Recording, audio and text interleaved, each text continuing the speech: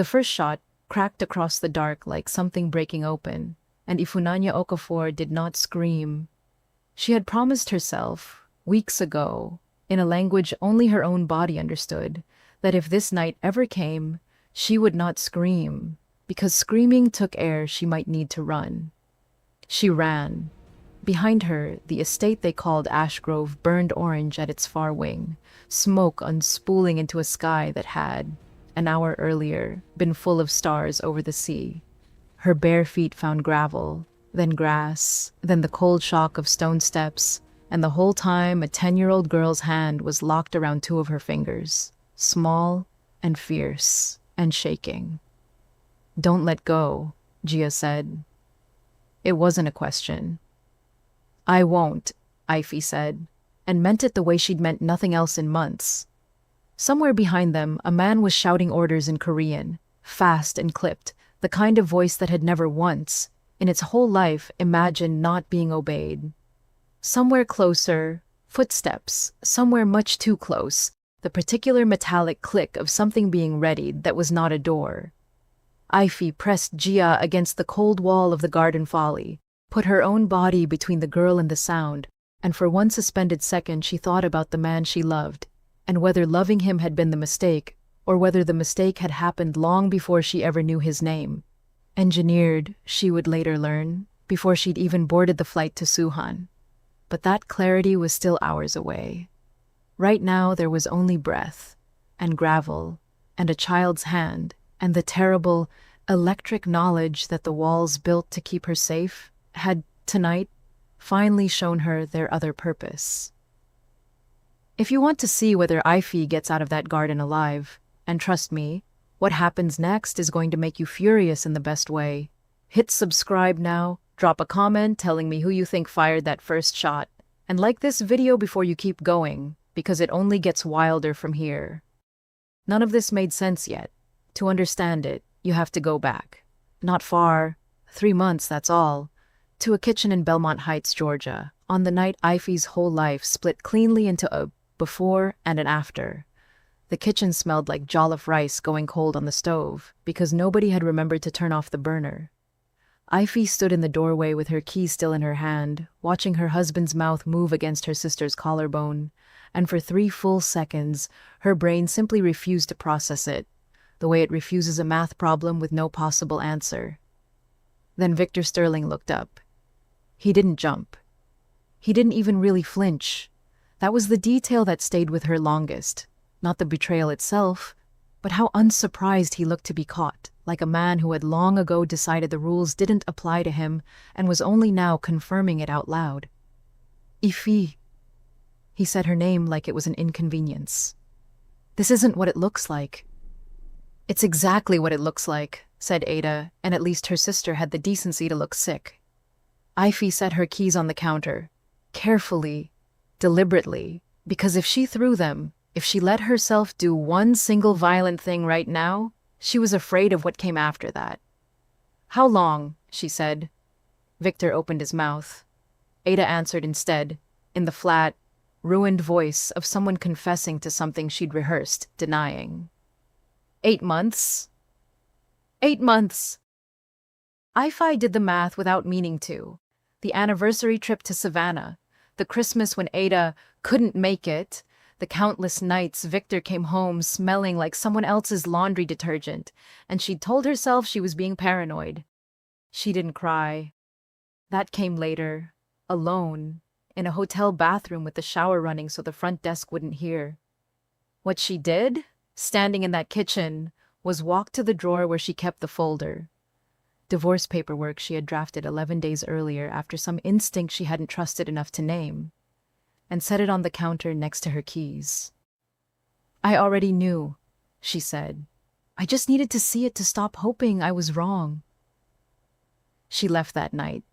She did not look back at the house, and she did not answer Ada's calls, which came 17 times over the following week, and then, mercifully, stopped. She went to Suhan because her old mentor from grad school ran a gallery there, and had been asking her for 2 years to come curate a show, and because it was 8,000 miles from a kitchen that smelled like jollof rice and betrayal, And because sometimes the only way through grief is geography. The gallery sat on a narrow street where the neon signs bled pink and gold into puddles after rain. And Ify spent her first week there, hanging canvases and learning to sleep through a 5-hour time difference and a heartbeat that still, some nights, forgot how to slow down. She met Min Do-hyun on a Tuesday, during the opening reception, when he stood too long in front of a painting she'd hung slightly crooked on purpose, a small act of defiance against a life that had recently insisted on being straightened into rules she hadn't chosen. "It's crooked," he said, in careful, accented English, not quite a question. "It's supposed to be," Ify said. "Everything else in the room is level. This one's telling the truth." He looked at her properly then, and something in his face rearranged itself. Surprise, maybe?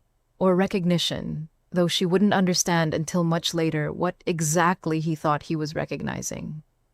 "I'd like to buy it," he said. "It's not for sale. It's mine." "Then I'd like to buy you dinner instead." She almost said no. She had promised herself, in that hotel bathroom with the shower running, 6 months of nothing. No men, no entanglements, just work and rebuilding. But there was something in the directness of him, the total absence of Victor's practiced charm, that made her curious instead of cautious. "One dinner," she said, "and I'm not crooked, so don't get any ideas." He almost smiled. It transformed his whole face, briefly, into something younger than the careful composure he wore like a second suit. "Noted. If you're already picking a side in this love story, wait, because by the end of this video you might not recognize the man you're rooting for right now, and I want to know in the comments the second your opinion changes. Like this video and subscribe so you don't miss it." Dinner became a week. A week became a month that Ify would later describe to no one, because there was no one left who wouldn't judge her for it, as the most alive she had felt in years. Do-hyun took her to a night market where he bought her grilled squid off a cart and got hot sauce on his cuff and didn't seem to care. He walked her home the long way around the harbor and told her, in fragments, about a mother who died young and a father who ran a shipping company that had, over 3 generations, quietly become something bigger and less legal than shipping. He never used the word mafia. He didn't have to. "You should know what my family is," he said one night, on a bench overlooking water black as ink. "Before this goes further, tell me then." "We are complicated, legitimate on paper, not always legitimate in practice. My father built something my brother and I inherited whether we wanted it or not." "Brother?" "Cousin. Ji-hoon. Close enough to brother that the difference stopped mattering years ago." Ify studied his profile against the harbor lights. "And you're telling me this because I like you enough that lying to you would be a worse crime than anything my family's ever actually committed?" She should have left then. Some sober, self-protective part of her, the part that had watched a marriage rot from the inside for 8 months without noticing, screamed that this was exactly the kind of complicated she'd sworn off in a hotel bathroom in Belmont Heights. She stayed anyway. That was the choice. Nobody made it for her, not yet, and she would need to remember that later, when it would have been easier to believe she'd never had one. The month ended the way it began, abruptly, with an ultrasound Ify almost cancelled because she assumed the persistent nausea was jet lag and heartbreak finally catching up with her body. The technician went quiet, in a way that made Ify's pulse spike before any words came. She moved the wand, went quieter, called for the doctor without taking her eyes off the screen. "Is something wrong?" Ify's voice came out smaller than she wanted. The doctor arrived, studied the monitor, and then did something Ify had never seen a medical professional do in her life. She laughed, once, disbelieving, and turned the screen so Ify could see it properly. "Nothing is wrong," the doctor said. "Everything is extraordinary. 5 heartbeats, Ms. Okafor. You're having quintuplets." Ify heard the word land in the room like something dropped from a great height. 5. Not twins, not the statistical long shot of triplets. 5. Naturally conceived, the doctor kept saying, as if the number itself required proof it hadn't been manufactured. 1 in 55 million. And Ify lay there on the table with gel cooling on her stomach and understood, with a clarity that frightened her more than the number did, that her life had just become something other people would want to control. She called Do-hyun from the clinic parking lot, hands shaking too hard to get the phone into her bag afterward. 5, she said, before he'd even finished saying hello. Silence on the line. Long enough that she pulled the phone away to check the call hadn't dropped. Do-hyun. I'm here. His voice had changed. Not shock exactly. Something stranger underneath it. Something almost like recognition. Like a man hearing a prophecy land instead of receiving news. 5. You're certain. The doctor showed me. 5 heartbeats, 5 separate sacs. Do-hyun, what is that sound in your voice? A pause too long to be nothing. I'll come to you, he said, instead of answering. Don't go anywhere alone tonight. Why would I need to not go anywhere alone? Do-hyun! But the line was already dead, and the first cold thread of unease wound itself, quietly, permanently, around the base of Ify's spine. He arrived within the hour, and the version of him that stepped out of the car was not the man who'd bought her grilled squid off a cart. This man moved like a soldier, eyes cataloging every exit of the parking garage before he even reached her. And when he pulled her into his arms, it was not tender so much as absolute, a grip that said mine before he'd said a single word. I need you to trust me, he said into her hair. Whatever happens next, whatever you hear about my family, I need you to trust that I will not let anything happen to you or them. That's not an answer, that's a demand. Ify pulled back enough to see his face. What aren't you telling me? Do-hyun exhaled, and for one unguarded second, he looked less like a mafia heir and more like a man standing at the edge of something he hadn't chosen and couldn't undo. There's a story in my family, he said slowly, about men like me, about what it means when we find a true match. I never believed it was real. I'm not sure I believe it now, but others in my family will, and when they hear the number 5, Ify, they will not see a miracle. They will see something to protect at any cost, and to a certain kind of man, protection and possession stop being different words. Somewhere in Belmont Heights, unbeknownst to Ify, her sister Ada was receiving a phone call from a number she didn't recognize, a voice speaking accented, courteous English that made the hair rise on her arms, informing her, with terrible calm, exactly how much they already knew about her marriage, her debts, and precisely what would happen to all 3 if she didn't cooperate.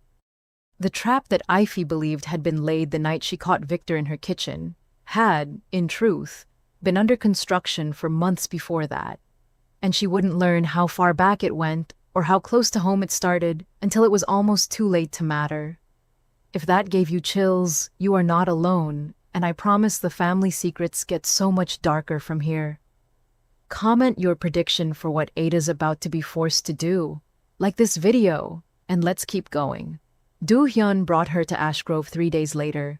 The estate sat on a cliff above the sea an hour outside the city, all pale stone and glass and gardens clipped into submission, beautiful the way a cage can be beautiful if you gild it well enough. A staff of a dozen appeared and disappeared without seeming to move air. Security cameras watched from angles Ify hadn't known to look for until Do-hyun pointed them out, almost proudly, like a man showing off a gift.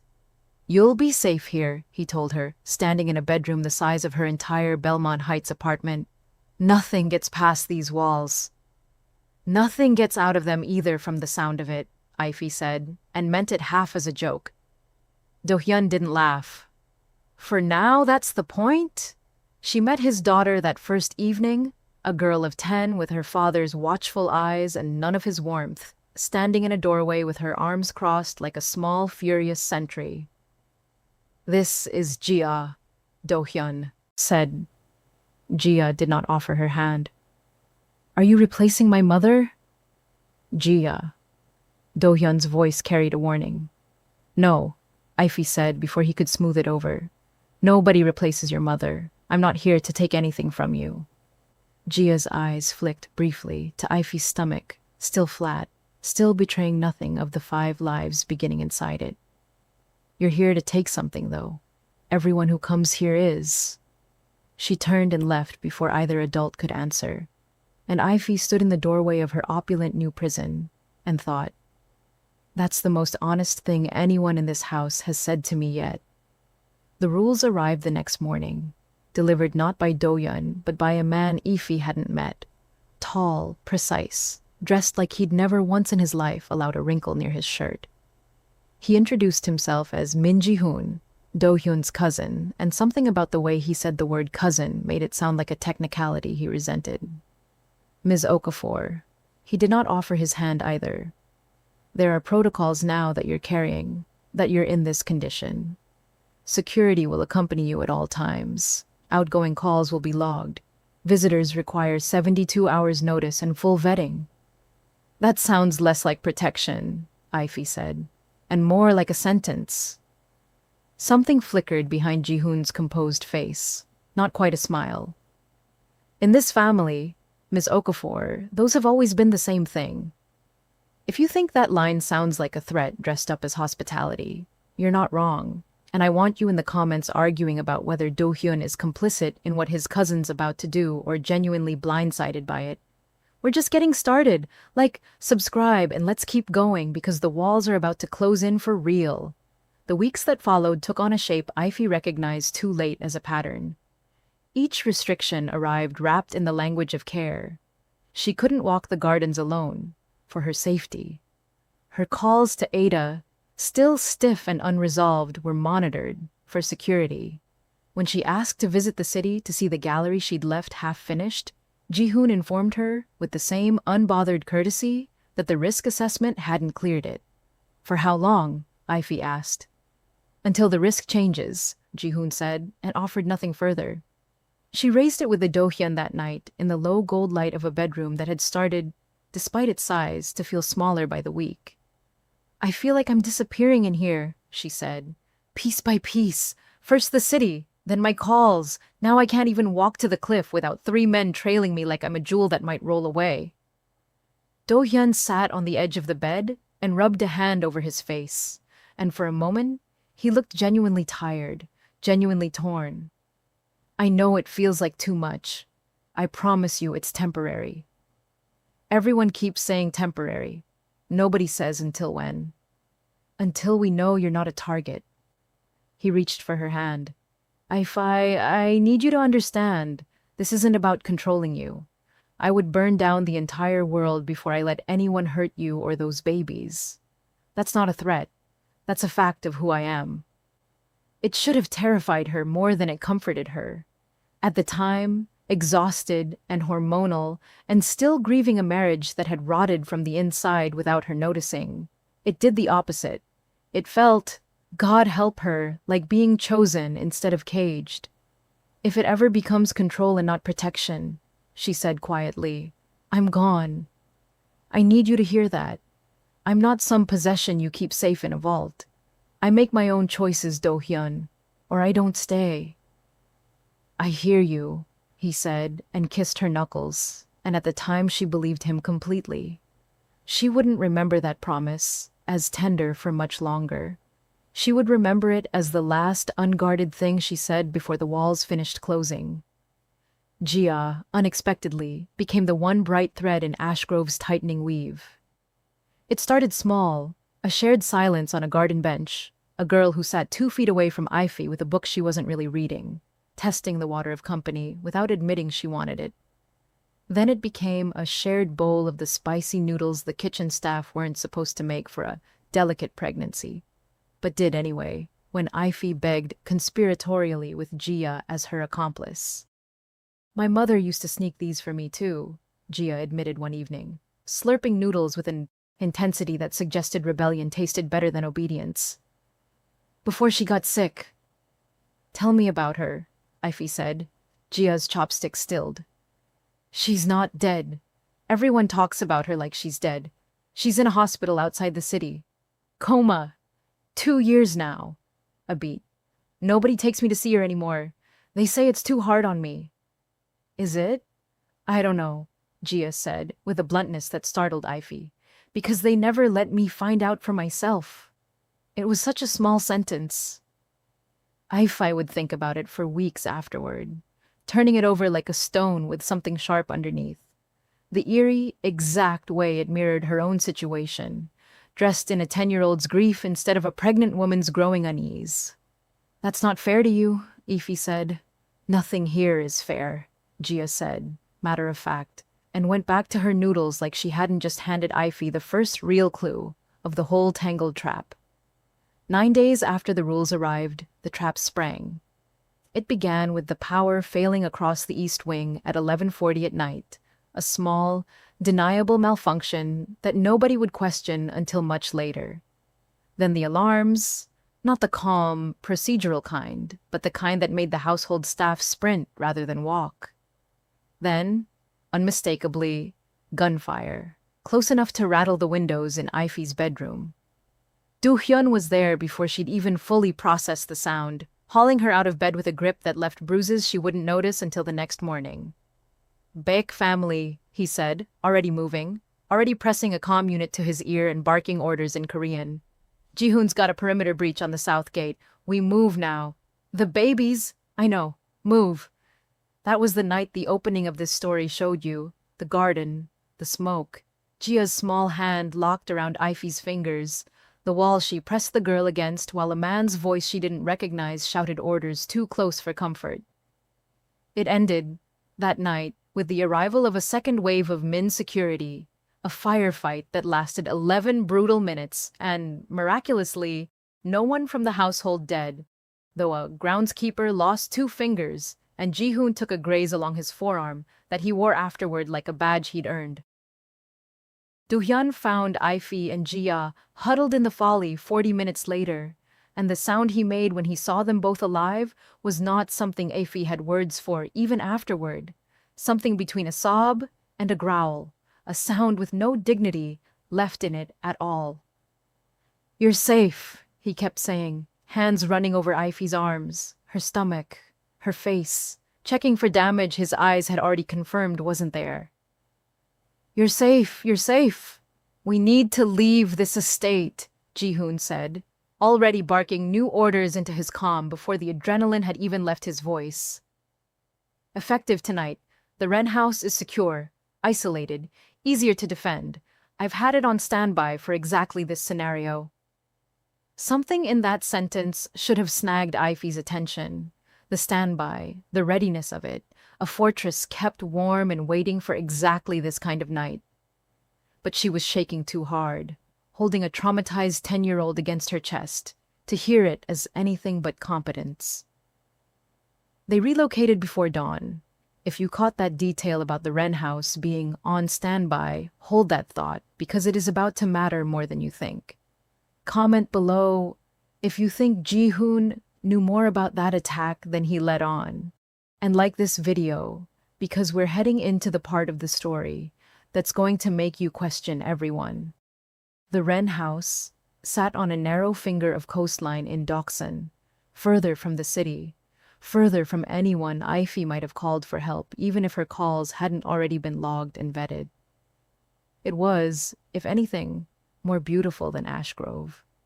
White stone, black timber, a private cove where the sea came in low and slate-colored, and it took Ify exactly 4 days to understand that beauty here functioned the same way it had at Ashgrove, as a coat of paint over the bars. She wasn't allowed to walk the cove alone.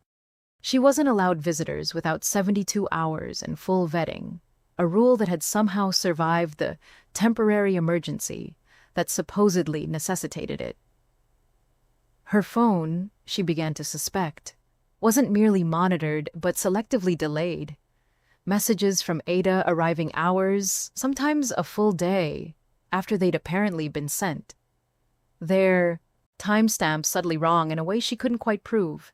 She started keeping a private log, hidden in a folder of sketches Ji-hoon's people had cleared as harmless creative expression.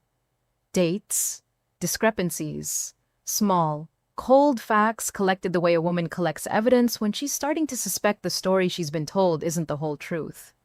Gia adjusted to the new house faster than Ify did, in the resilient, unbothered way of children, who have already survived worse relocations than this.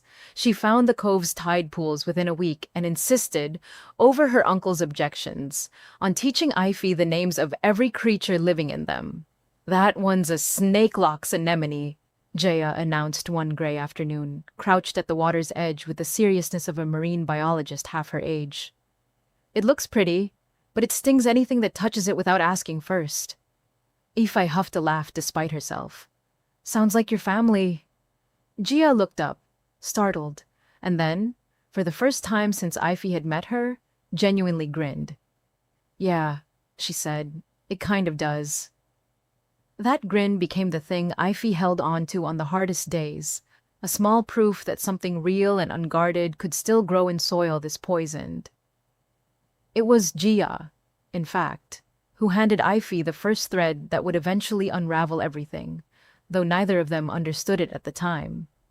They were in the estate's old records room, a place Gia had discovered on a rainy afternoon of boredom-fueled exploring, filled with filing cabinets nobody had digitized because nobody expected anybody would ever need to look.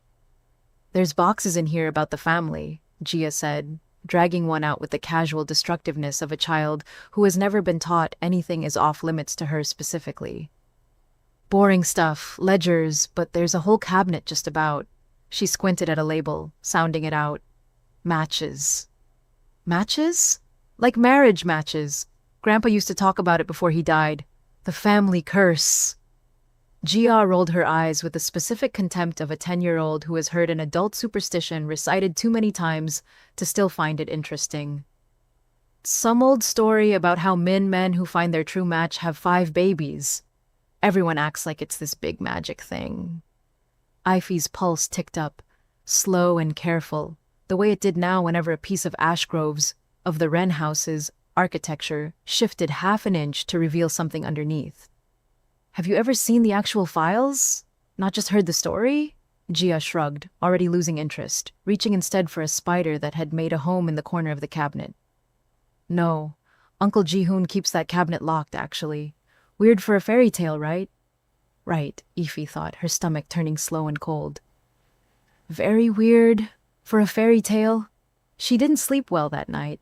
She lay beside Do-hyun, listening to his even breathing, and turned the words true, match over in her mind until they stopped sounding romantic and started sounding instead like the description of a mechanism.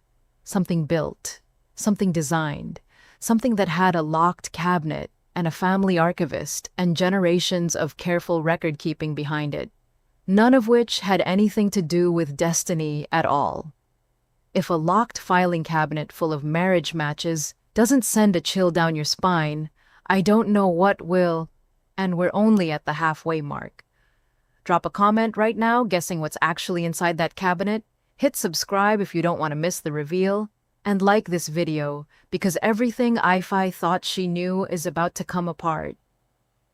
There were other unsettling threads Ify kept pulling at during those long, restless weeks at the Wren house. Threads that had nothing directly to do with the locked cabinet, but everything to do with the particular texture of unease that had settled over her since the move from Ashgrove. She noticed, cataloging it the way she'd learned to catalog everything now, that shipments arrived at the private dock below the house at odd hours. Unmarked trucks, meeting boats that never seemed to carry the seafood or textiles, the household staff cheerfully mentioned when she asked.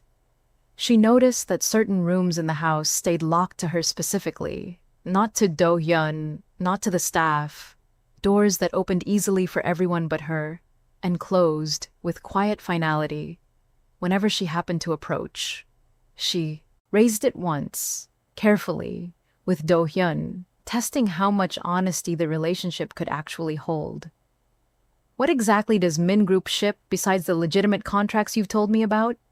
He'd gone still in a way that told her more than any answer could have. "Some of it, I genuinely don't ask about anymore." "That's not an excuse. It's just true. My father built relationships decades ago that Jihoon maintains, and I've mostly stayed clear of because staying clear of it was easier than confronting what staying clear of it actually meant." "That's not an answer, Do-hyun." "I know," he'd said, quiet, and for a moment the man who'd promised to burn down the world for her looked instead like someone standing very carefully at the edge of a truth he wasn't ready to fully excavate. Give me time.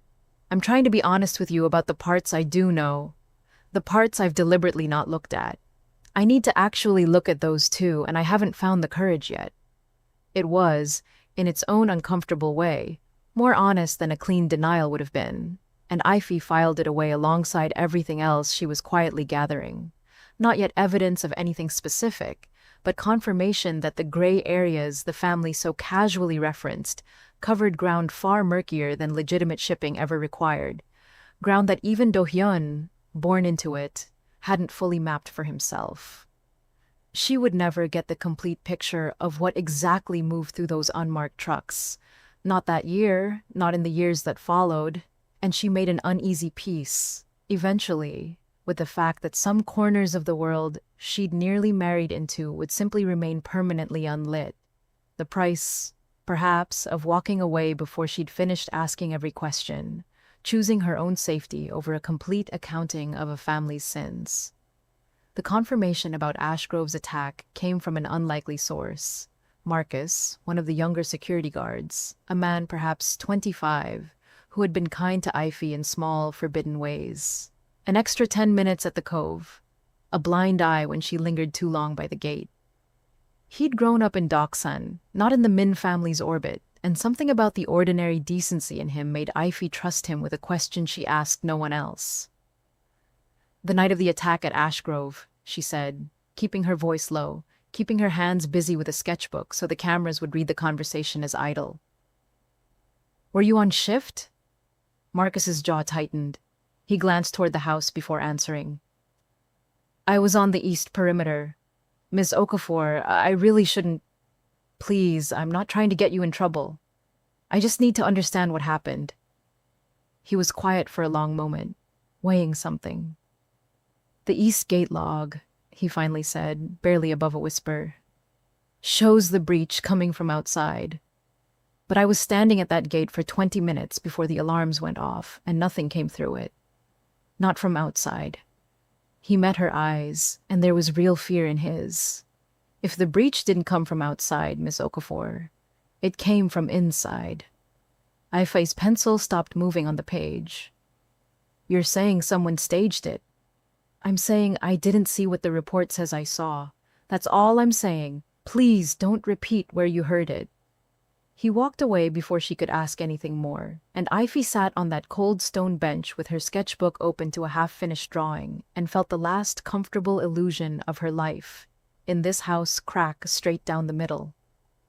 She confronted Ji-hoon 2 days later, not because she was ready, but because the not knowing had become its own kind of violence, a slow erosion she couldn't survive much longer. She found him in the study, a room he seemed to inhabit the way other men inhabited their own skin. Total, unbothered command. Tell me the truth about Ashgrove, she said, no preamble. Was the attack real? Ji-hoon didn't look up from the papers on his desk immediately. When he did, his expression held something Ify hadn't expected. Not guilt, not even real surprise. Something closer to mild approval, the way a teacher regards a student who's finally solved the equation. You're sharper than I gave you credit for, he said. That's not a denial. No. He set down his pen with deliberate calm. It's not. The Bayek incursion was encouraged, amplified, shall we say, beyond what it might otherwise have become. You needed to understand, in your body, and not just your mind, why the protocols exist. People rarely accept a cage gracefully when it's offered to them empty. They accept it gratefully when they've just watched the alternative. Ify's hands had gone cold. You endangered a 10-year-old girl. You endangered me. You endangered 5 unborn children. To teach me a lesson about accepting your rules? I made you safe enough to accept protection. You would have refused otherwise. Ji-hoon's voice never rose, never wavered, and somehow that flatness was more frightening than any shout could have been. Everything since that night has been for your benefit, Ms. Okafor, whether or not you have the perspective yet to see it that way. Does Do-hyun know? For the first time, something flickered behind Ji-hoon's composure. Not guilt, exactly, but a calculation, quick and cold. Do-hyun benefits from not asking certain questions. That is not the same as knowing. I'd advise you to consider carefully what you do with this information, and who it would actually help to share it. It was, Ify understood with sudden, sick clarity, a threat wearing the shape of advice. The same disguise every piece of protection in this family seemed to wear. If you're as furious as I am right now, you are not alone. Go ahead and say it in the comments, because Ji-hoon just admitted to staging an attack that could have killed a 10-year-old, and he said it like he was discussing the weather. Like this video, subscribe if you haven't, because Ify is about to find something in that locked cabinet that makes tonight look small by comparison. She told Do-hyun that night, watching his face for the crack that would tell her whether Ji-hoon had lied about the not knowing. What she saw instead frightened her more than complicity would have. Genuine, blindsided shock, followed swiftly by a rage so total it turned him nearly silent. He staged it, Do-hyun said, more to himself than to her, pacing the length of the bedroom like a man trying to outrun his own understanding. He put Gia, my daughter, in the path of live gunfire to make a point. You didn't know. I didn't know. His voice cracked slightly on the word, and for a moment the composed air of a criminal empire looked simply like a father who had failed his child without meaning to. I trusted him to keep this house secure. I never imagined the threat and the security were the same hand. Do-hyun, Ify stepped closer, made him look at her. The locked cabinet, the one about matches, about the curse. Gia told me about it weeks ago and I didn't think anything of it until now. I need to see what's in it. Something shuddered briefly behind his eyes. Not deception, she would understand later, but the particular dread of a man who suspects, before he's ready to know, that the foundation under his whole life might be built on something rotten. I'll get you in, he said finally. Tomorrow. Whatever's in there, we look at it together. They broke into Ji-hoon's study the following night, while he was away overseeing a shipment at the Doksan port. Do-hyun, using an override key he hadn't touched in years, his hand shaking slightly as he turned it in the lock. The cabinet held decades of files, organized with the meticulous, bloodless precision Ji-hoon brought to everything. Not marriage matches, as the sanitized family legend had always claimed, but something colder, genealogical tracking. Bloodline surveys, photographs of women, going back 3 generations, annotated with clinical notes about lineage, fertility markers, family medical history obtained through means that were never once described as consensual. And near the front of the most recent folder, dated 11 months before Ify ever set foot in Suhan, a photograph of her. Her actual face, cropped from a university faculty page, alongside notes on her maternal grandmother's twin births, her mother's fertility history, a family tree stretching back to Belmont Heights and further to a village outside Enugu that Ify herself had only visited twice in her life. She was not met. She was found. Do-hyun went very still beside her, staring at the photograph of Ify's face pinned inside a folder that predated their meeting by nearly a year, and something in him broke in a way Ify would spend a long time trying to understand, because it wasn't the sound of a man protecting a secret. It was the sound of a man realizing his own love story had been written for him before he'd ever picked up the pen. I didn't know, he said, and his voice had gone hollow, stripped of every certainty he'd carried into that room. Ify, I swear to you, I did not know. Ify stared at her own cropped photograph, at the cold clinical annotations beside it, and felt something in her chest go glacial and very, very clear. I believe you, she said, but it doesn't matter anymore whether you knew. What matters is what you do now that you do. If your jaw just hit the floor, comment the exact moment you saw this coming, because I want to know if anybody called it early. Subscribe, like, and buckle up, because we haven't even gotten to what happens when Ify's own sister finally tells the truth. Sleep did not come that night. Not for Ify, and not from the restless creak of floorboards down the hall, for Do-hyun either. She lay in the dark with one hand resting on the curve of her stomach, feeling 5 separate flutters of movement that had, until tonight, felt like the most miraculous thing that had ever happened to her, and now felt, underneath the miracle, like the reason she had been hunted. She thought of her mother, whom she hadn't called honestly in months, because every call was logged, vetted, delayed.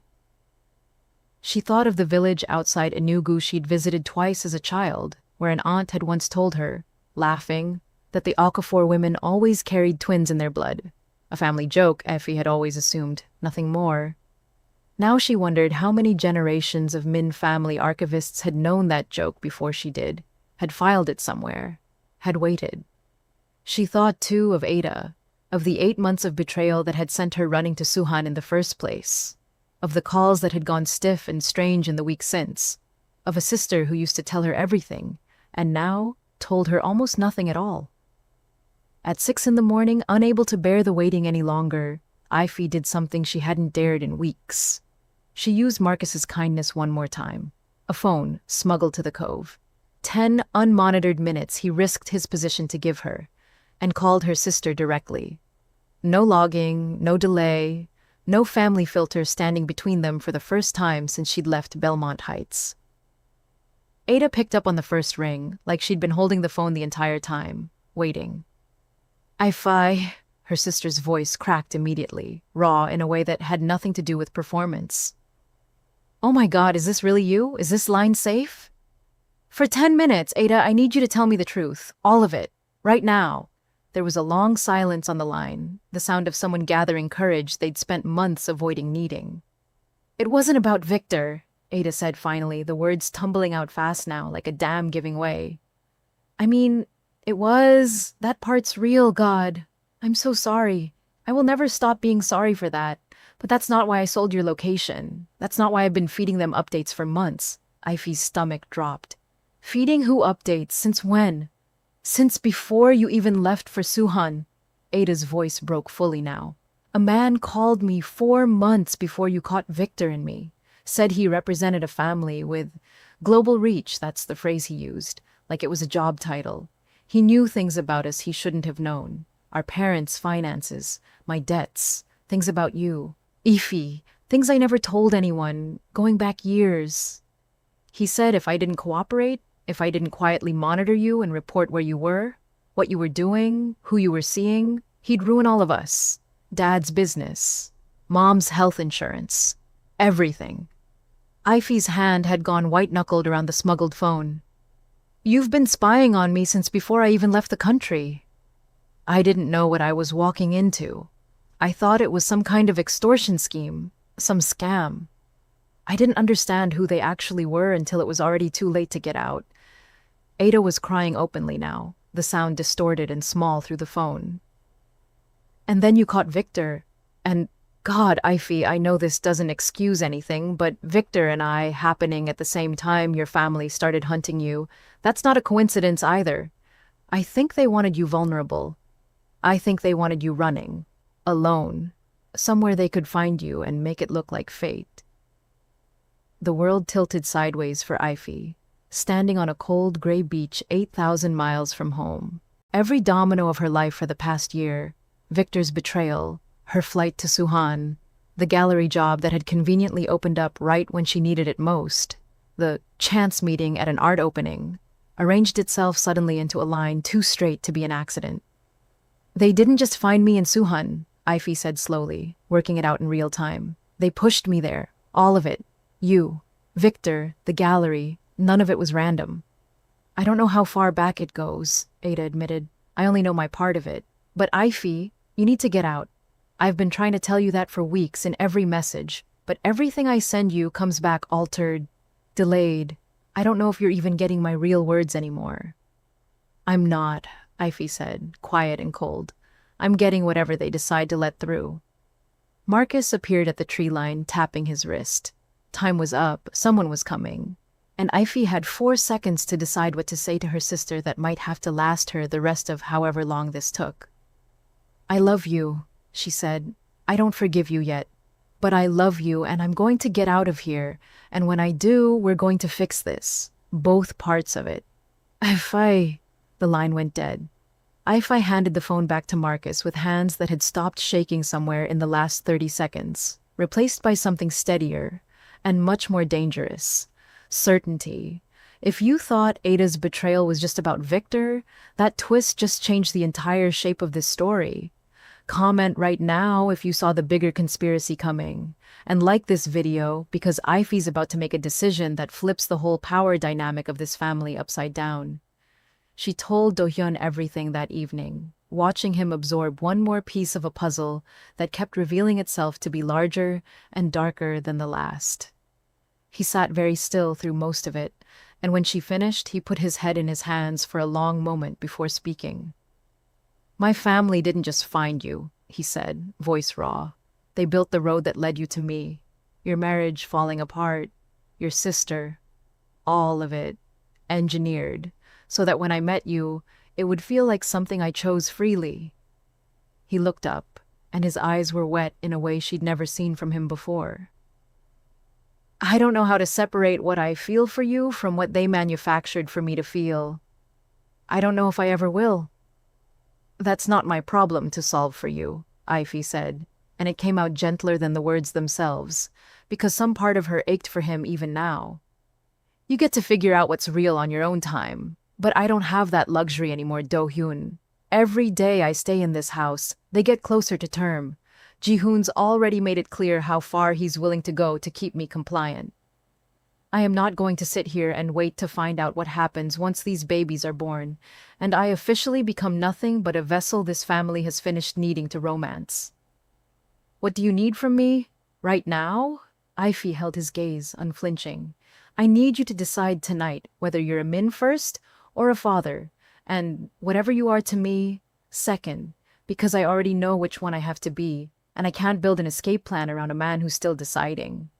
Do-hyun didn't answer immediately, and that silence, more than any words could have, told Ifei exactly how much work still lay ahead of him before he'd be safe to fully trust. She started planning that night anyway, with or without him. Gia found her at 2 a.m, sitting at the small desk in her room with a notebook disguised, again, as sketches, routes to the port, ferry schedules, a rough map of the cove's blind spots that Marcus had, at great personal risk, helped her memorize. You're leaving, Gia said, not a question, standing in the doorway in pajamas with her arms crossed the exact way she had the first night Ifei met her. Ifei considered lying. She decided, looking at this fierce, watchful girl who had handed her the first thread of the truth without even knowing it, that Gia deserved better than one more adult managing her with careful half-truths. Yes, she said, as soon as I can find a way that doesn't get us both killed. Us? You'll come with me if you want to. I'm not going to make that choice for you. But I'm not leaving you here either, not with what I now know about how this family treats the people it claims to be protecting. Gia's chin trembled just once before she got it back under control. A 10-year-old fighting the same instinct toward composure that every adult in this house had modeled for her since birth. Nobody's ever asked me what I want before. They just decide. Dad decides. Uncle Ji-hoon decides. I'm asking, Ifei said. What do you want? I want to see my mom, Gia said, and it came out small and raw, the truest thing she'd said in the entire conversation. Really see her. Not through a locked door with a guard standing outside. And I want, she hesitated, I want to go somewhere nobody decides things for me because of what my last name is. Then that's exactly what we're going to build, Ifei said, and held out her hand, the same way she had on that first hostile evening, except this time Gia crossed the room and took it without a second's hesitation. If Gia choosing Ifei over her own family isn't the moment that gets you emotional, I don't know what will. Comment if you're rooting for these two. Hit subscribe and stick around, because the escape itself is coming next, and it does not go the way you're expecting. The plan took 8 days to build, each one stretched thin with the particular exhaustion of living 2 lives at once, the compliant, pregnant, Grateful woman Ji-hoon's cameras needed to see, and the woman underneath, cataloging shift changes, memorizing the gaps in patrol rotations, learning which of the dozen staff might be sympathetic and which would report a stray glance out of pure institutional habit. Marcus became, unwillingly, and then with growing conviction, the linchpin of the whole plan. He'd grown up 2 towns over from Doksan, had a cousin who ran fishing boats out of a harbor 40 minutes south that wasn't on any of the Min family's official watch list. He'd resisted for 2 full days when Ify first asked, terrified of what discovery would cost him. And then one evening, he found her at the cove with red-rimmed eyes she couldn't quite hide, and something in him shifted. "I have a little sister," he told her, not quite meeting her eyes. "If somebody staged an attack to control her the way Ji-hoon staged that one, I'd want somebody brave enough to help her out of it too." He exhaled hard. "Okay. I'm in. But you need to understand, if we're caught, my life ends here. Not figuratively." "I understand," Ify said, and she did, fully, the weight of what she was asking him to risk. "Thank you doesn't cover it, but thank you." Do-hyun, in the days that followed the archive discovery, moved like a man fighting a war on 2 fronts, one against his family's machinery, one against his own understanding of himself. Ify watched him make quiet phone calls in rooms he thought she couldn't hear, watched the shape of his jaw tighten every time Ji-hoon's name came up, watched him begin, clumsily and at real cost, to pull threads of Min Group's tracking apparatus loose. He came to her on the 6th night with something that looked almost like shame. "I moved $12 million out of accounts Ji-hoon controls," he said, redirected 2 shipping contracts. "It's not enough. It's not close to dismantling what he's built, but it's a start, and I wanted you to know I'm not standing still." "I see that," Ify said, and meant it. "But Do-hyun, I'm not staying to watch you finish the job. I can't. Every day past 32 weeks that I'm still in this house is a day closer to a delivery I don't control, in a hospital I don't choose, surrounded by people whose first loyalty isn't to me or these children. I need to go, and I need you to understand this isn't a test of your love. It's survival." He flinched at the word survival like she'd struck him. "Let me come with you then, protect you properly, away from all of this." "No." The word came out harder than she intended, and she softened it only slightly. "If you come with me right now, you bring your name, your face, your whole world's worth of enemies and resources following behind you. I need to disappear completely, Do-hyun, and you can't disappear. You're the heir to an empire. Wherever you go, that empire goes looking." "Then what do I do?" Ify held his gaze, steady, unflinching, the way she'd promised herself she would be, the day she decided she was worth more than a locked cabinet's worth of clinical annotations. "You dismantle what made this necessary in the first place. All of it. Not $12 million worth. All of it. And then, if there's anything left of you that isn't built on that machinery, you come find me with nothing but yourself to offer. If that's not enough for you to want to do, then we were never what I hoped we were." Do-hyun was silent for a long time, and when he finally spoke, his voice had gone rough in a way that told her the words cost him everything he had left. "Okay," he said. "Okay, I'll do it." If you think Do-hyun's finally about to prove himself, don't get comfortable yet, because Ji-hoon is not going to let this family's empire walk away without a fight, and what happens on the night of the actual escape is the most intense sequence in this whole story. Comment your prediction, subscribe if you're not already, and let's get into it. The planning nearly unraveled on the 5th night when Ify made the mistake of underestimating exactly how thoroughly Ji-hoon's surveillance reached into corners of the house even Do-hyun didn't fully know about. She'd been sketching the cove's tide line from memory, translating it into the rough map she needed for the escape route, when a soft knock at her bedroom door nearly stopped her heart. She shoved the notebook beneath a stack of prenatal magazines a beat before the door opened, and found not Ji-hoon standing there, as her whole body had already braced for, but one of the household staff, a young woman named Sujin, who kept the East Wing's linens and had, until that moment, been little more than a quiet, competent presence Ifi had barely registered. Ms. Okafor. Sujin's eyes flicked once, unmistakably, to the corner of notebook still visible beneath the magazines, and Ifi's stomach dropped straight through the floor. I came to turn down the bed. Thank you, Ifi managed, keeping her voice level through sheer force of will. I can manage it myself tonight, actually. You don't need to trouble yourself. Sujin didn't move immediately. For 3 unbearable seconds, Ifi genuinely believed the entire plan.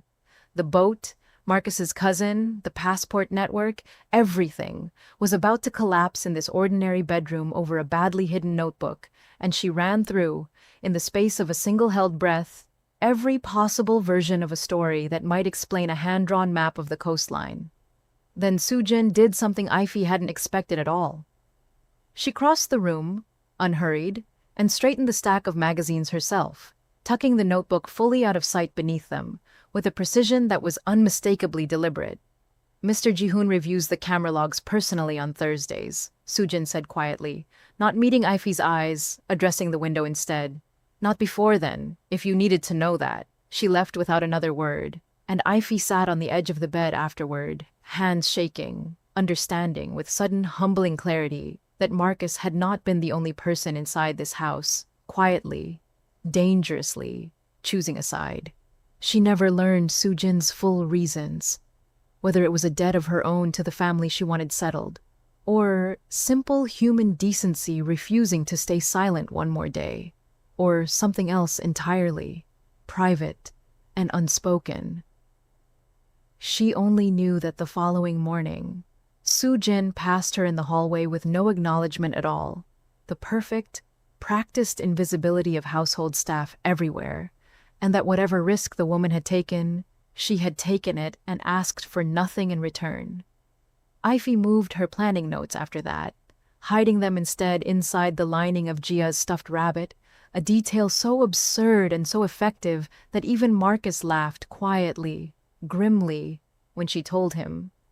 Camera logs on Thursdays, he confirmed the next day at the Cove, voice barely above the sound of the waves. She's right. It's the one blind spot in his routine. If we're going, it needs to be a Thursday night while he's still buried in that review instead of watching live feeds. That single piece of information reshaped the entire timeline, pushing the planned escape from the following Monday to the coming Thursday, compressing 4 remaining days of preparation into 2, and forcing Ifi to make a dozen final decisions faster than she felt ready to make them. Which of Gia's belongings could be sacrificed for speed? How much of Do-hyun's involvement to risk revealing before the night itself? Whether to trust Marcus's estimate on the tide timing or push for an earlier departure that carried more risk of detection, but less risk of Ji-hoon's growing unspecified suspicion that something in his household had shifted.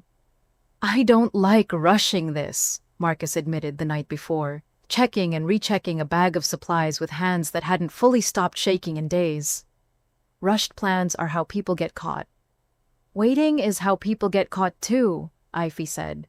Every extra day is a day. Ji-hoon has to notice something's different about how I'm looking at him. I'd rather move imperfectly than wait for perfect and lose the window. Marcus exhaled hard, nodded once, and didn't argue again. If Sujin risking everything for a woman she barely knew doesn't remind you that not every villain's household is full of villains, that's exactly the point. Comment if you want to know more about characters like her. Subscribe, and let's keep moving, because the countdown to that Thursday night escape starts now. The night of the escape arrived disguised as an ordinary Thursday. Overcast, cold, the sea beyond the wren house the color of wet slate. Ifi moved through her afternoon with the practiced calm of a woman who had spent 8 days rehearsing exactly this performance. Dinner with Do-hyun and Gia, where she laughed at the right moments, an early bedtime blamed on the particular exhaustion of 30 weeks pregnant with 5, lights out at the hour the household had come to expect from her.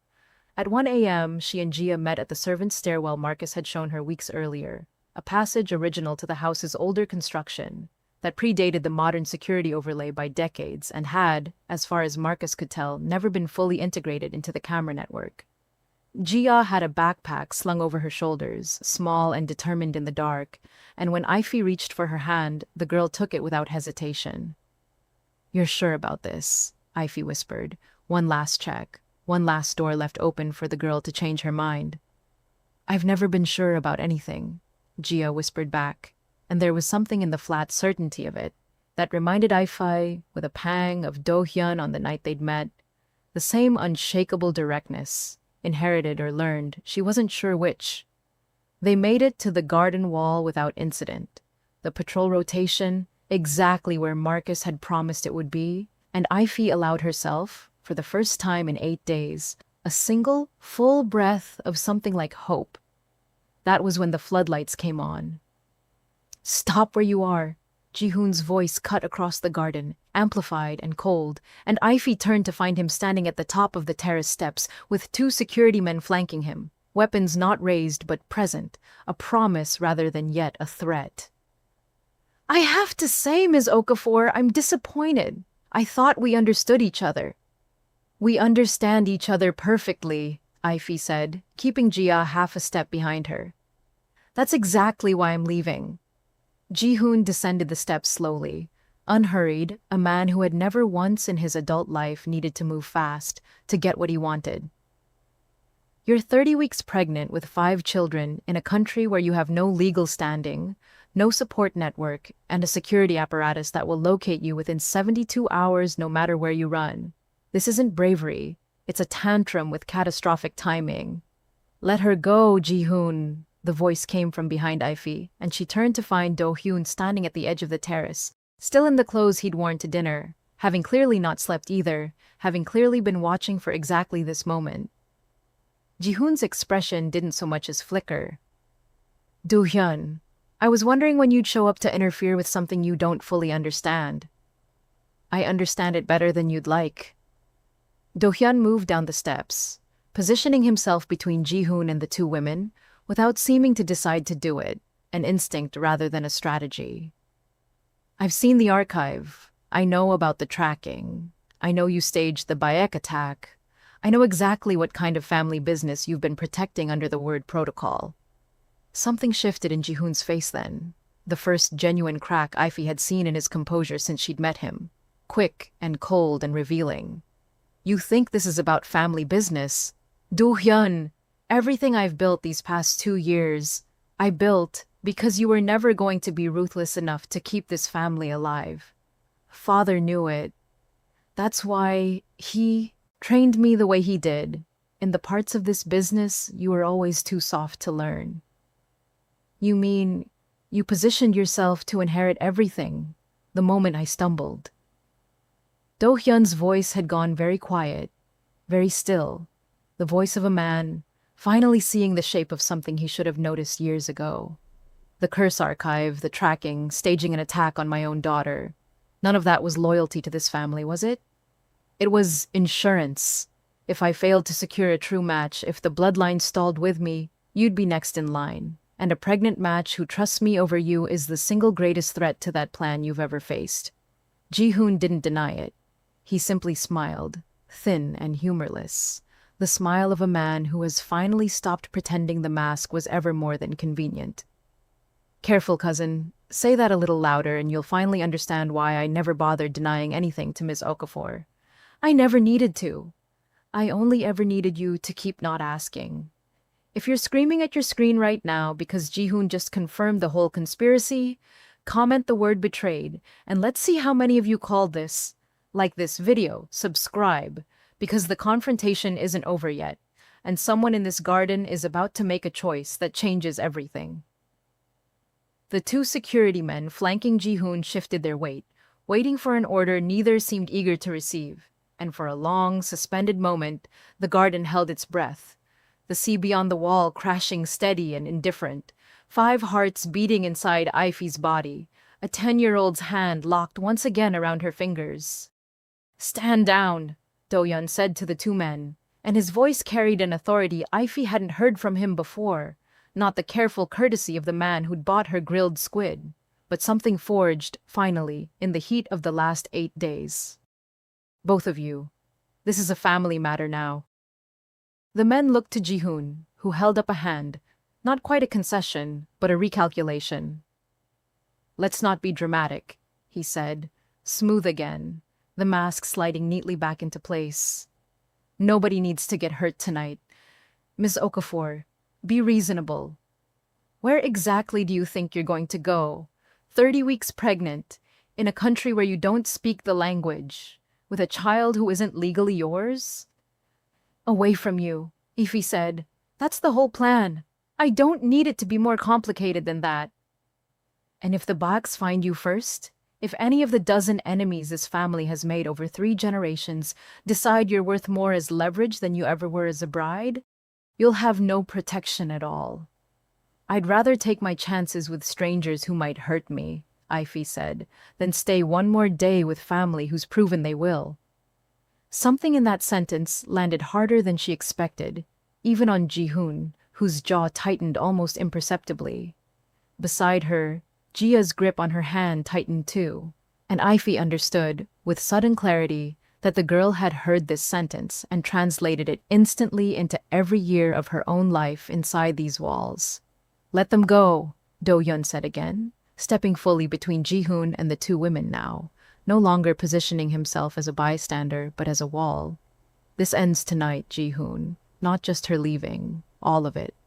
The archive, the tracking program, the entire apparatus you and my father built on the backs of women who never consented to being catalogued like livestock.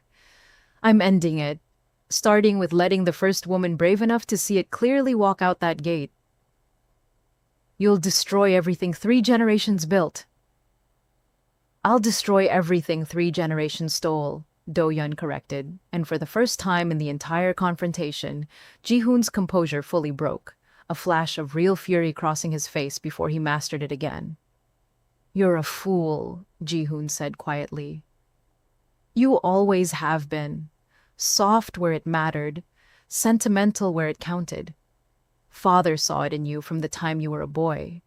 That's the whole reason I built what I built, because someone in this family needed to be strong enough to survive without a conscience getting in the way. Then I hope you find that strength comforting, Do-hyun said, when you're building it alone. The standoff broke not with violence, but with something quieter and, in its own way, more devastating. Ji-hoon simply stepped back, recalculating in real time the cost of forcing, a confrontation his cousin was no longer willing to lose, and gestured, curt and controlled, for his men to lower their weapons fully. This isn't over, he said to Do-hyun, though his eyes flicked once, coldly to Ify. You've made an enemy of the only person who's ever kept this family's enemies from your door. I hope she's worth it. She was always going to be worth more than you understood how to protect, Do-hyun said, and Ji-hoon turned and walked back up the terrace steps without another word, his 2 men following, leaving the garden eerily, suddenly quiet. Do-hyun turned to Ify, and something in his face had transformed entirely from the man who'd stood in this same garden months ago, promising to burn down the world for her. This man looked stripped down to something raw, something that had finally chosen a side and understood exactly what it had cost him to choose it. Go, he said. Now before he changes his mind or calls someone above him. Marcus is waiting at the south gate with the boat arranged. I'll hold whatever's left of this family together long enough to give you real distance.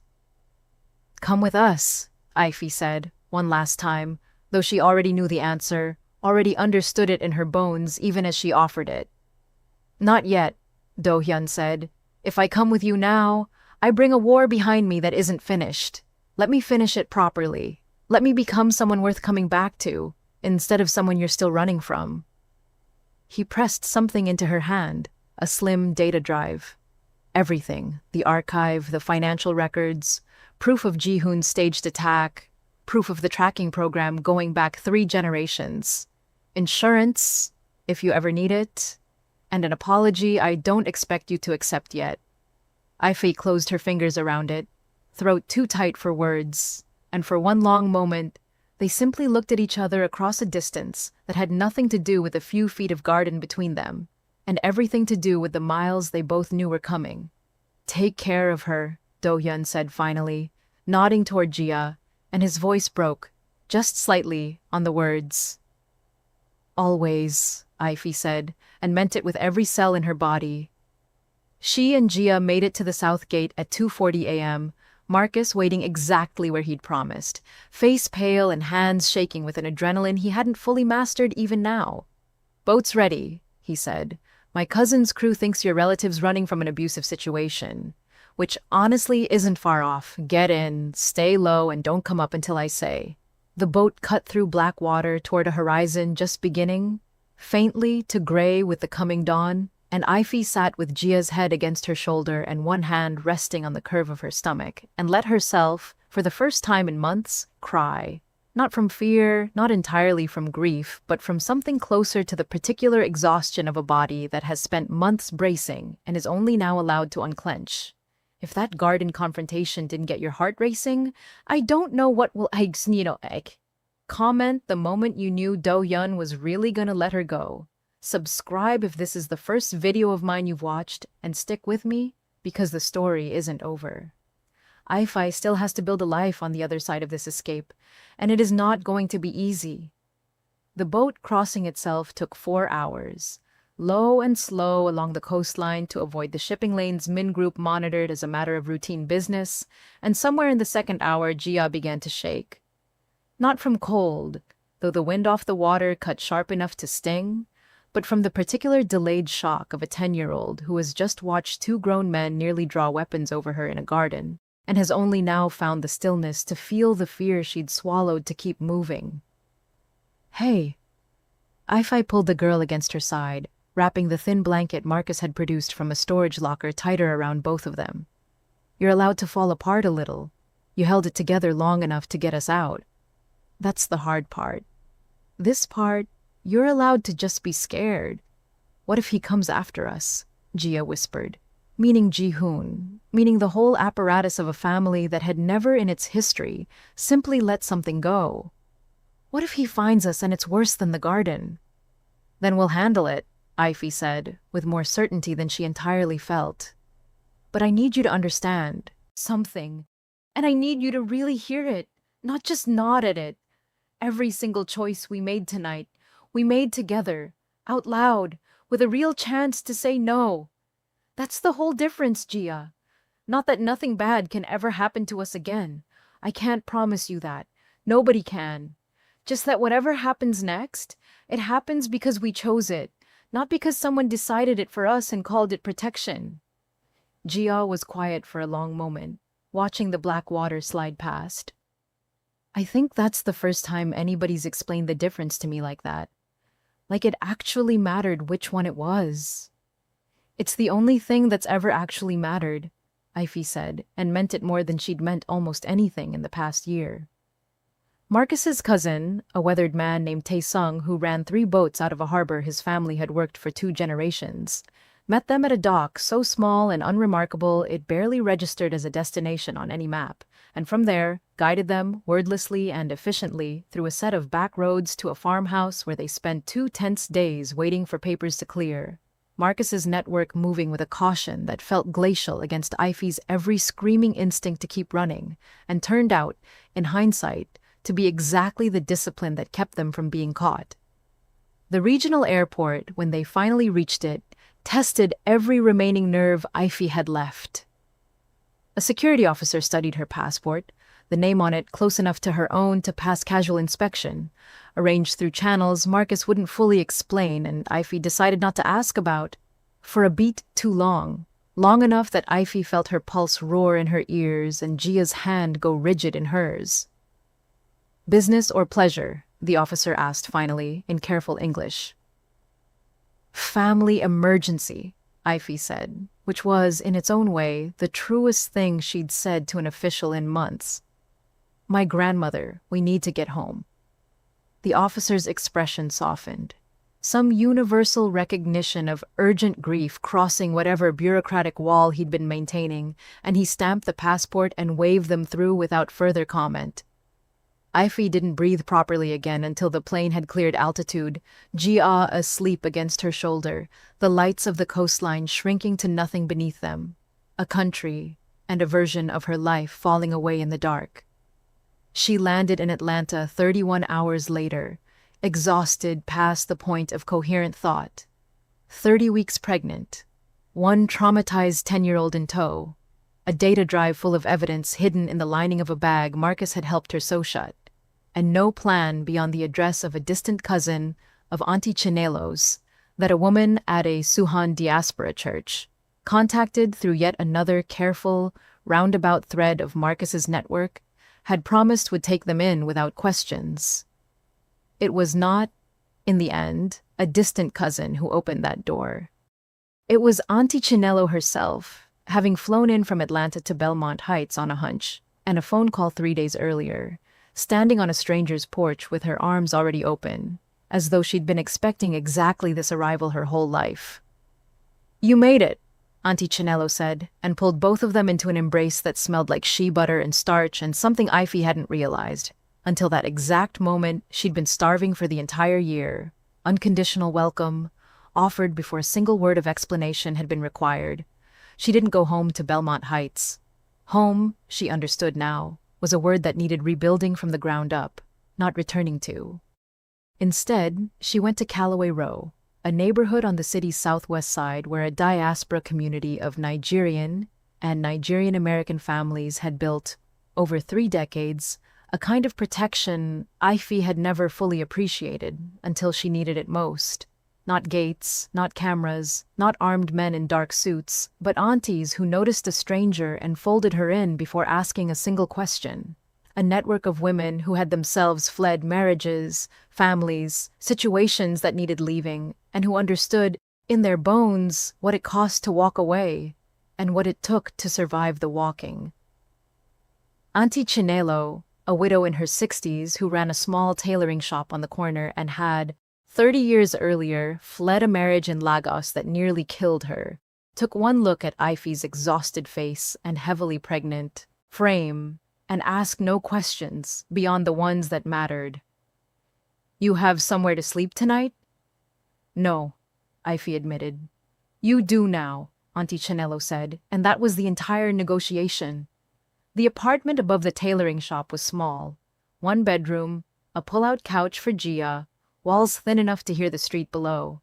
And it was, Ifi would think many times in the weeks that followed, the safest she had felt in over a year. Gia struggled at first, in ways that broke Ifi's heart daily. She missed her father with a fierceness she tried to hide and couldn't quite manage, snapping at small things, going quiet for hours at a time. Auntie Chinelo's granddaughter, a bright, patient girl of 11 named Blessing, took to Gia with the easy generosity of a child who had never learned to be suspicious of new people, and slowly, over weeks, Ifi watched Gia's guardedness soften into something resembling, finally, an ordinary childhood. "Do you think he's okay?" Gia asked one evening, sitting on the fire escape with Ifi, while the sound of the neighborhood, music from someone's radio, a mother calling children in for dinner, the ordinary music of an ordinary street, rose up around them. "I think your father is doing exactly what he needs to be doing," Ifi said carefully. "And I think that's a different question than whether he's okay." "Do you love him still?" Ifi considered lying, the way adults so often lie to children about the complicated parts of love, and decided again that Gia deserved better. "I think I do. I also think loving someone and being safe with someone aren't automatically the same thing, and I had to learn to tell the difference the hard way. I'm still learning it." Gia leaned her head against Ifi's shoulder, quiet for a long moment. "I'm glad you're the one who found that difference, even if it's hard." "Me too," Ifi said, and pressed a kiss to the top of the girl's head, and thought, not for the first time, that whatever else this whole terrifying year had cost her, it had also given her this, a daughter she hadn't been looking for, chosen freely, on both their parts, in a way nothing in the Min family archive had ever managed to engineer. If Gia, choosing this new family on her own terms, has you in your feelings, comment a heart below, and stick around, because we still need to talk about what Do-yeon's been doing back in Suhan this whole time. And it is not nothing. The first weeks in Callaway Row were harder than Ify let herself admit to anyone. Even Auntie Chinelo, whose sharp eyes missed very little, but who understood, from her own decades-old flight from Lagos, exactly when a person needed space to struggle privately before being asked to talk about it. Ify woke most nights at 3 in the morning, heart-pounding, certain for one disoriented, terrifying second that she'd heard the particular crunch of gravel that meant Ji-hoon's men were coming through the garden gate before the thin walls of the apartment above the tailoring shop resolved themselves around her, and she remembered no gate, no gravel, no garden at all, just an ordinary Atlanta street settling into an ordinary quiet. She would lie awake afterward for hours, one hand on her stomach, cataloging the small, mundane sounds of the neighborhood. A car alarm 2 streets over, someone's dog barking at nothing, the hum of the shop's ancient refrigerator downstairs, and slowly, methodically teach her own nervous system that safety here didn't come with the metallic edge of anticipated danger she'd learned to listen for at Ashgrove. Gia struggled in ways that worried Ify more, because a 10-year-old shouldn't have needed to learn vigilance in the first place, let alone unlearn it twice in a single year. She flinched at loud voices in the street. She refused, for the first 2 weeks, to sleep with her bedroom door fully closed, needing the hallway light and the sound of Ify moving nearby to fall asleep at all. She got into her first fight at the local school in her 3rd week, not started by her. A boy had mocked her accent, but finished by her with a ferocity that got her sent to the principal's office and left Ify sitting across from a bewildered school administrator trying to explain, without explaining anything true, why a 4th grader had reacted to teasing like her survival depended on winning. "She's been through a lot this year," Ify said carefully. "More than most kids her age. She's safe now. She just doesn't fully believe it yet." The administrator, a kind-eyed woman named Ms. Patterson, who had clearly seen more than a few children arrive mid-year carrying weight they couldn't name, didn't press for details. "We'll get her connected with the school counselor. No punishment beyond today, but I do want to check in with her weekly for a while, if that's all right with you." "That's more than all right," Ify said, throat tight with a gratitude that had become, this past year, a startlingly regular feeling. The particular relief of strangers choosing kindness, without demanding an explanation first.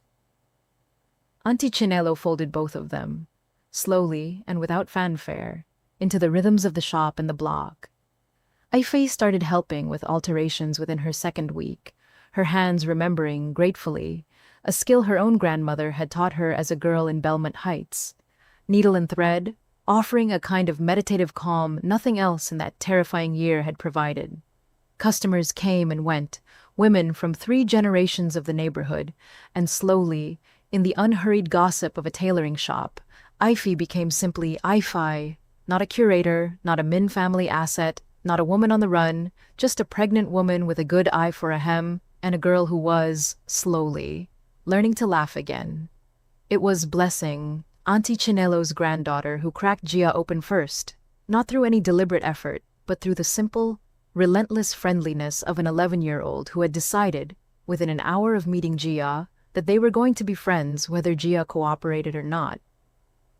"You don't have to talk if you don't want to," Blessing informed her, the 2nd week, sitting cross-legged on the fire escape with a deck of cards she'd produced from somewhere. "I just figured you might want to learn spades. It's better with 2 people even if one of them's mad at the whole world."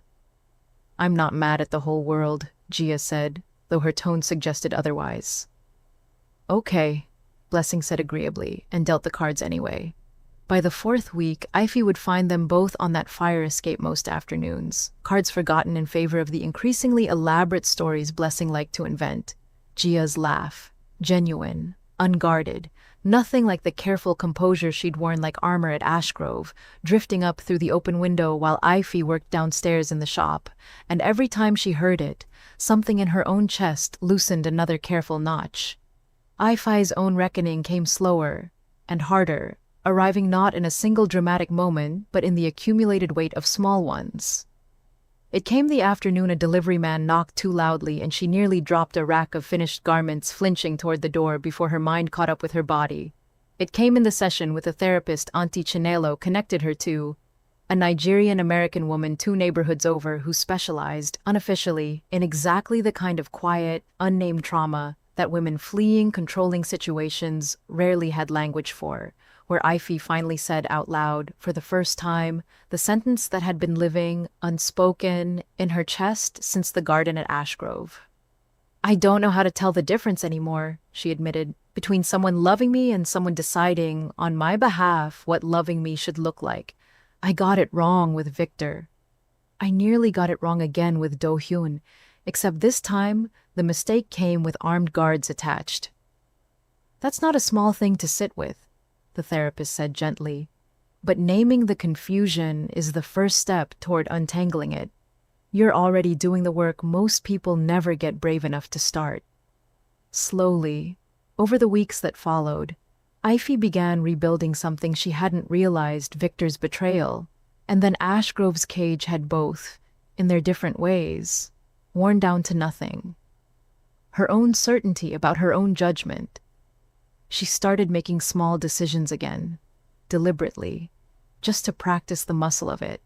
Which fabric to recommend to a customer, whether to walk to the corner store alone in broad daylight, what to name the 5 children growing steadily inside her. Decisions nobody vetted, nobody logged, nobody delayed for 72 hours of security review. By the time word of Do-hyun's boardroom battle began reaching her, filtered slow and careful through Marcus's network, Ife had built enough of that certainty back that she could receive the news without her whole sense of self bending around it. Interested, invested even, but rooted now in a life that no longer depended on the outcome to feel whole.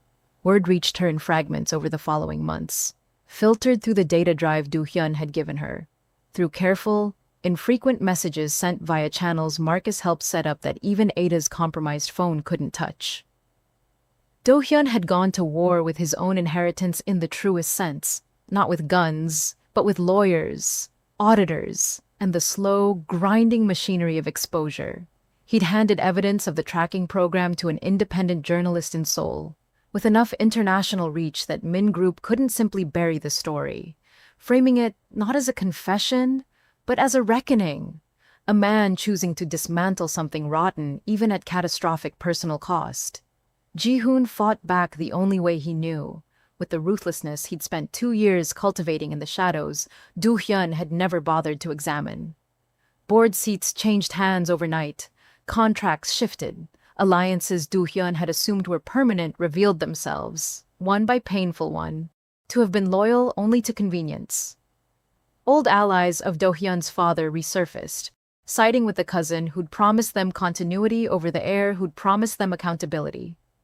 For a brutal stretch of 6 weeks, Do-hyun lost nearly everything.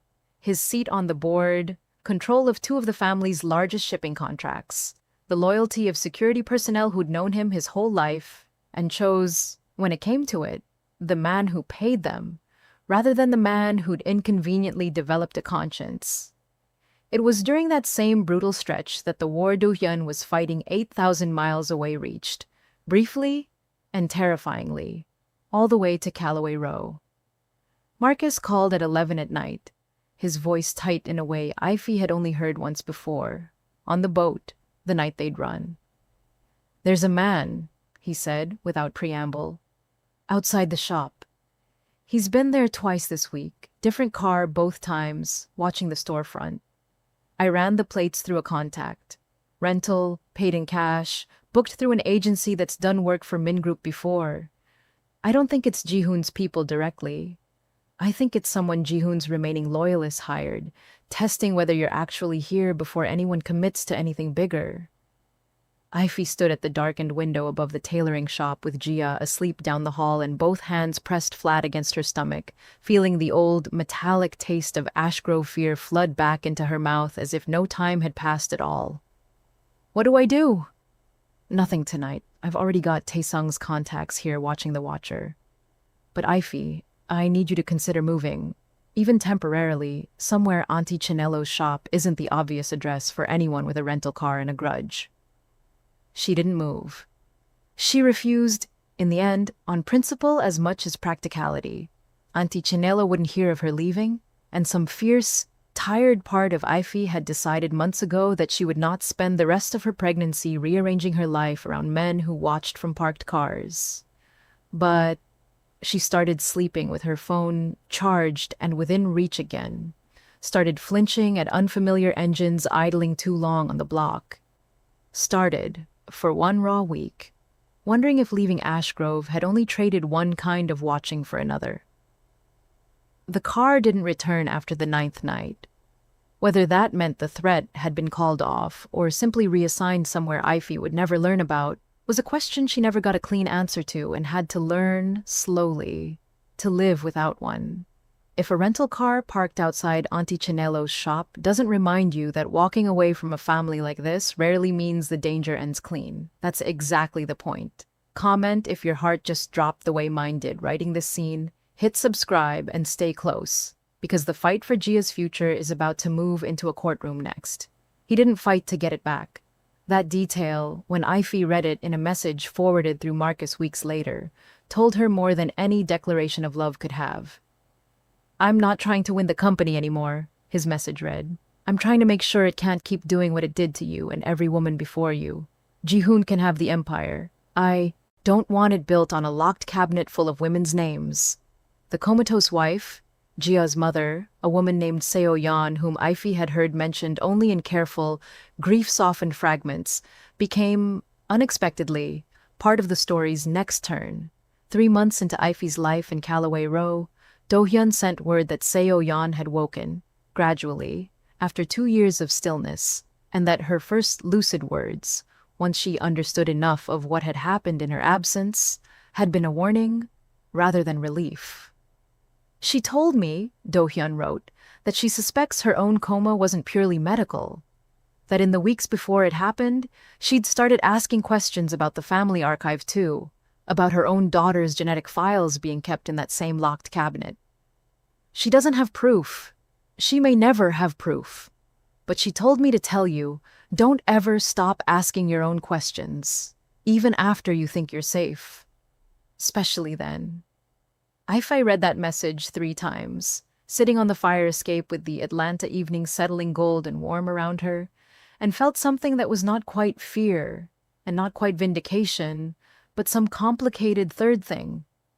The particular, weary relief of a woman realizing she hadn't been paranoid after all, that the walls really had been that dangerous, that leaving really had been the only survivable choice.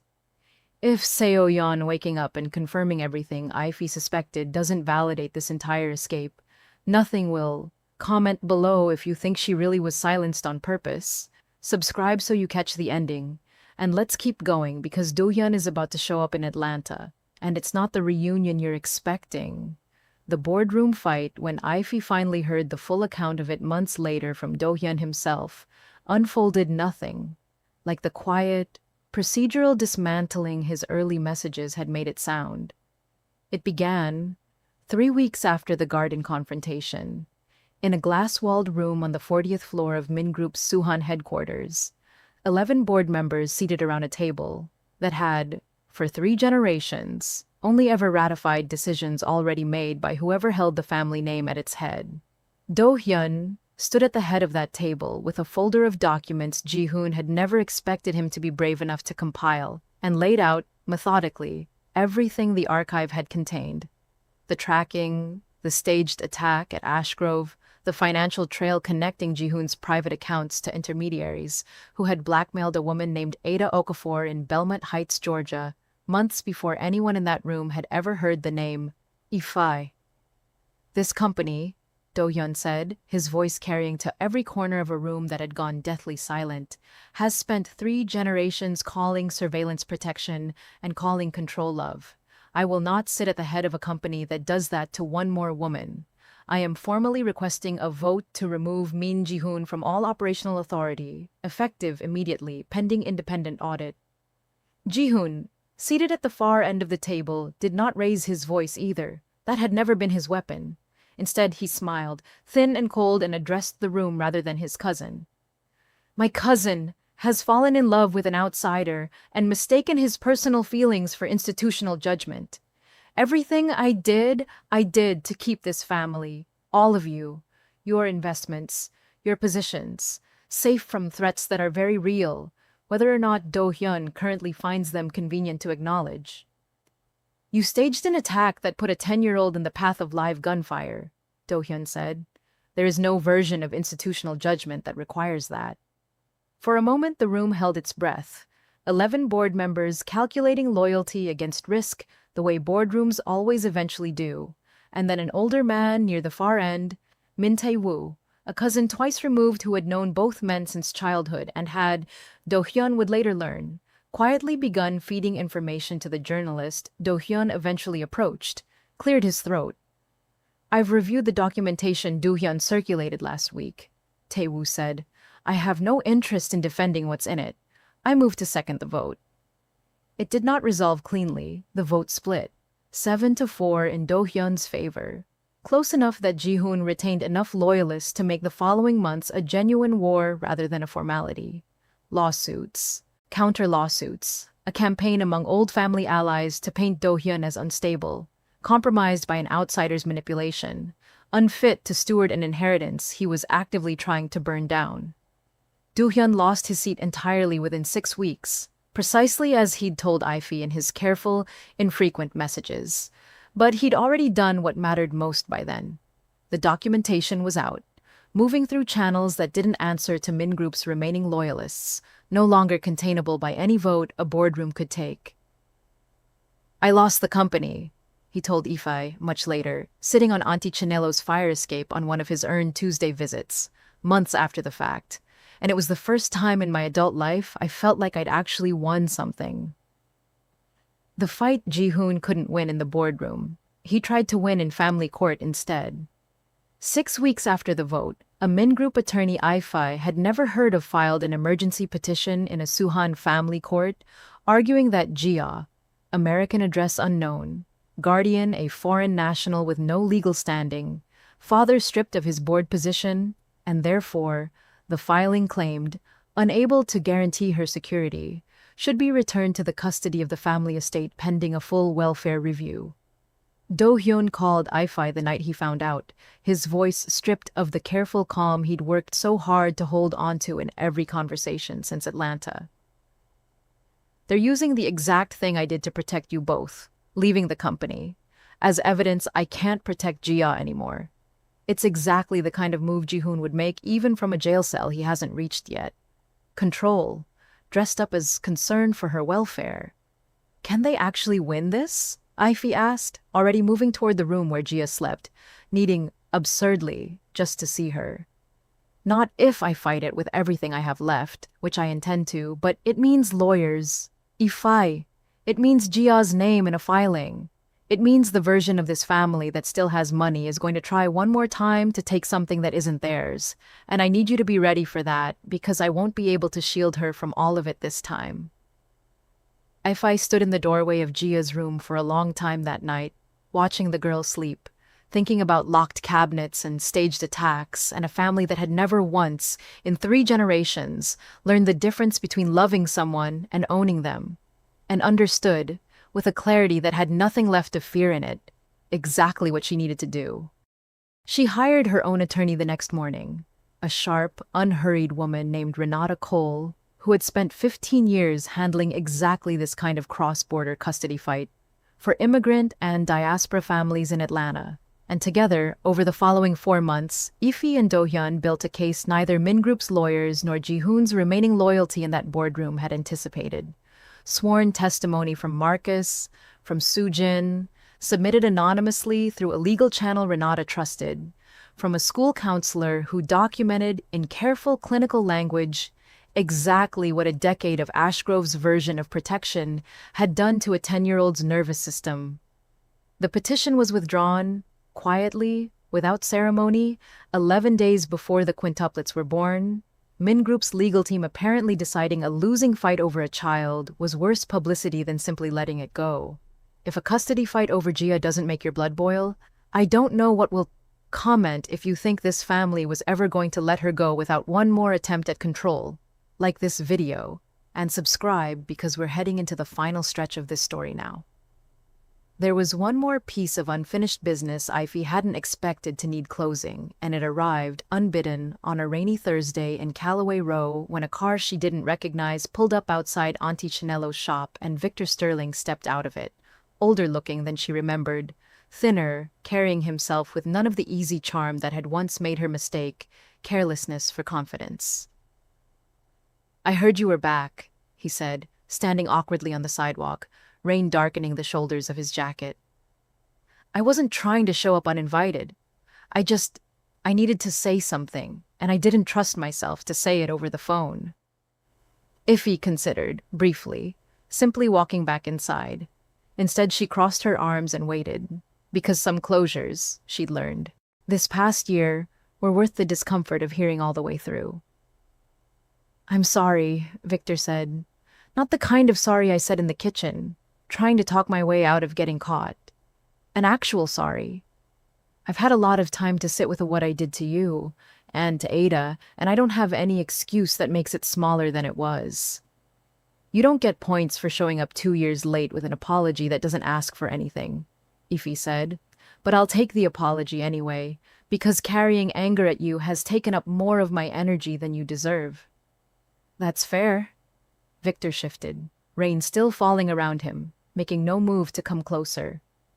"I heard about the babies. Congratulations. I mean that."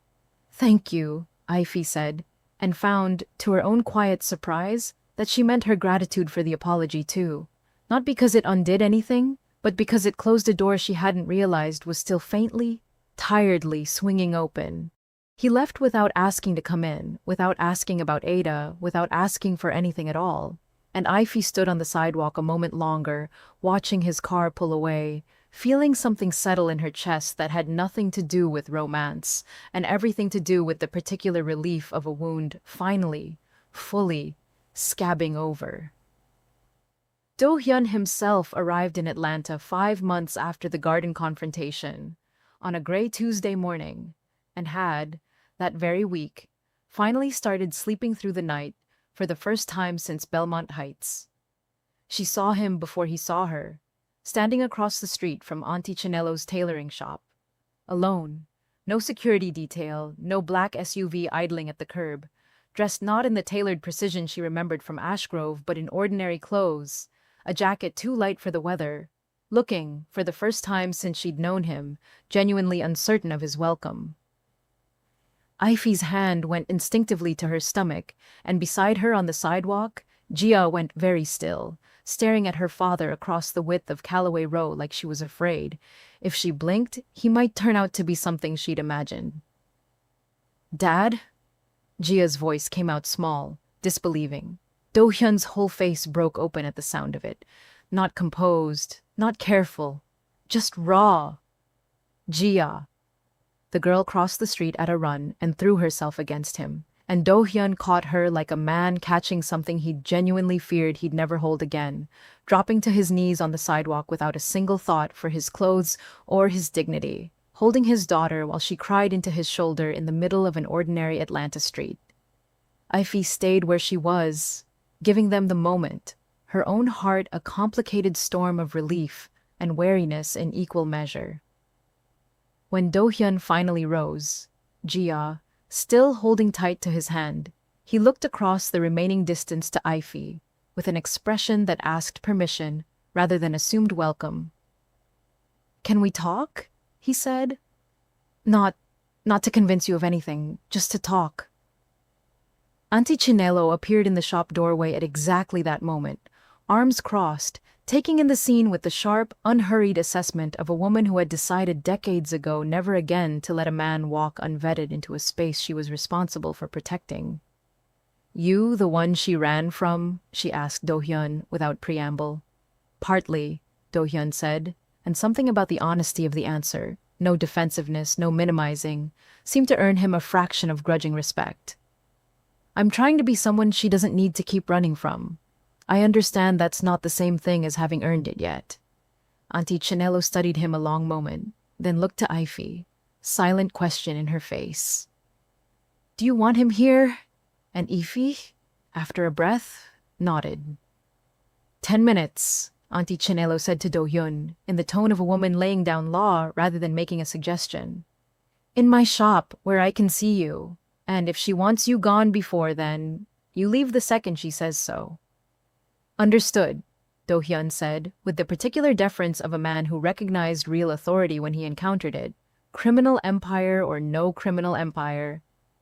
They sat in the back of the tailoring shop, surrounded by bolts of fabric and the low hum of a sewing machine 2 rooms away, and for a long moment neither of them spoke.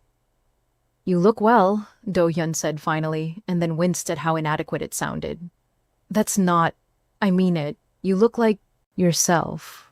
Not the version of yourself that was performing calm for cameras. This one. I feel like myself, Ify said. For the first time in over a year, honestly. I'm glad. He was quiet a moment, turning something over. I'm not here to ask you to come back. I want to be clear about that before anything else. I know what that would cost you, what it already cost you once. I'm not asking for that. Then what are you asking for? Do-hyun met her eyes, and the man who looked back at her was leaner than she remembered, tired in a way that spoke of months of real fighting rather than the comfortable exhaustion of privilege. Nothing, if that's what you need it to be.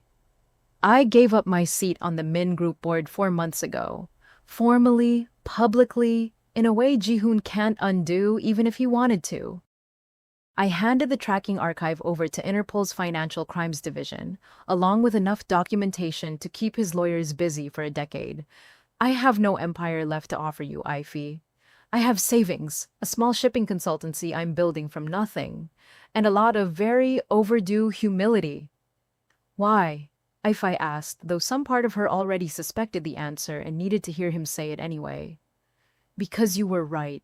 In the garden, when you said I needed to become someone worth coming back to instead of someone you were running from. I've spent 5 months trying to become that person, and I still don't know if I've succeeded. But I know I couldn't keep living inside a machine that cataloged women like inventory and call myself someone who loved you honestly. The 2 things couldn't survive in the same body anymore.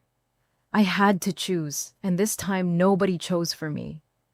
If you thought Do-hyun giving up the entire empire was too good to be true, stick with me, because this reunion isn't over, and Ify is about to ask him the one question that decides everything. Comment what you think she says next, like this video, and let's finish this story together. Ify studied him for a long moment, the data drive he'd pressed into her hand 5 months ago. Still, she realized exactly where she'd hidden it. Not as a weapon she intended to use, but as proof to herself, on the hardest nights, that leaving had been the right choice, regardless of how this moment turned out. I need you to understand something, she said finally. I'm not the same woman who stood in that garden 5 months ago, terrified and pregnant and running for her life. I built something here. Do-hyun, a home, a community, a version of safety that has nothing to do with locked gates or armed men, and everything to do with people choosing, freely, to protect each other. I'm not going to trade that for anything, not even you, unless whatever you're offering can exist alongside it instead of it. I'm not asking you to trade anything, Do-hyun said. I moved to Atlanta 3 weeks ago. I have an apartment 11 blocks from here. I'm not asking to move into your life and take it over the way my family tried to take over yours. I'm asking if there's room, on your terms, at whatever pace you set, for me to be in it at all, as much or as little as you decide that means. Ify sat with that for a long moment, feeling the weight of 5 children shifting inside her, feeling the particular clarity that came from having, finally, nothing left to lose by being completely honest. There's room, she said slowly, for you to earn a place. Not a guarantee. An opportunity. You don't get to walk in here with an apology and a dismantled empire and expect that to undo what your family did to me, to Jia, to Seo-yeon, to God knows how many women before us whose names are sitting in evidence boxes now instead of locked cabinets. You get a chance to show me, slowly, consistently, over time, whether the man who let me walk out of that garden is the real one, or whether he was just the version of you brave enough to survive one hard night. I can live with that, Do-hyun said, and something in his shoulders loosened, like a man finally set down a weight he hadn't realized he was still carrying. I can live with earning it. Auntie Chinelo appeared in the doorway precisely at the 10-minute mark, arms still crossed, gaze sharp. Time. Do-hyun rose immediately, no argument, and Ify walked him to the door of the shop. Jia, trailing behind with the particular hopeful watchfulness of a child who had just gotten something back she'd feared lost forever. Same time next week? Do-hyun asked at the threshold, and there was something almost boyish in the careful hope of the question, so different from the certainty he'd carried into that first gallery opening in Suhan. We'll see, Ify said, which was not a no, and they both seemed to understand that was, for now, enough. The weeks that followed fell into a rhythm Ify hadn't dared hope for months earlier. Do-hyun appearing on Tuesdays and Saturdays, always by invitation, never assuming, bringing groceries for Auntie Chanelo's kitchen, or fixing the shop's temperamental heater, or simply sitting on the fire escape with Jia, listening to her talk about school, about blessing, about the ordinary textures of a childhood he'd never quite been allowed to give her at Ashgrove. He never once asked to move faster than Ify set the pace. When she canceled a visit because she was too exhausted to manage company, he sent a simple message, understood, rest well, and didn't push. When Ada, tentative and raw with 2 years of guilt she hadn't yet learned how to carry properly, reached out asking if she could visit Atlanta, Ify found herself, for the first time, glad of Do-hyun's steady presence in the wings, not as a shield, but as evidence that some kinds of trust really could be rebuilt slowly, if both people were willing to do the actual, unglamorous work of it. Ada arrived on a Sunday in early November, standing on the sidewalk outside Auntie Chanelo's shop with a suitcase and an expression of a woman braced for a door that might not open. I don't expect forgiveness, Ada said, before Ify had even fully stepped outside. I just needed you to see my face when I say I'm sorry, instead of hearing it through a phone line 8,000 miles away. Ify studied her sister for a long moment. Thinner than she remembered, older around the eyes, carrying the particular weight of someone who had spent 2 years being extorted and had finally, with Do-hyun's help untangling Min Group's remaining threats against her, been freed of that leverage for good. I'm not there yet, Ify said honestly, but I'm willing to try to get there. That has to start somewhere.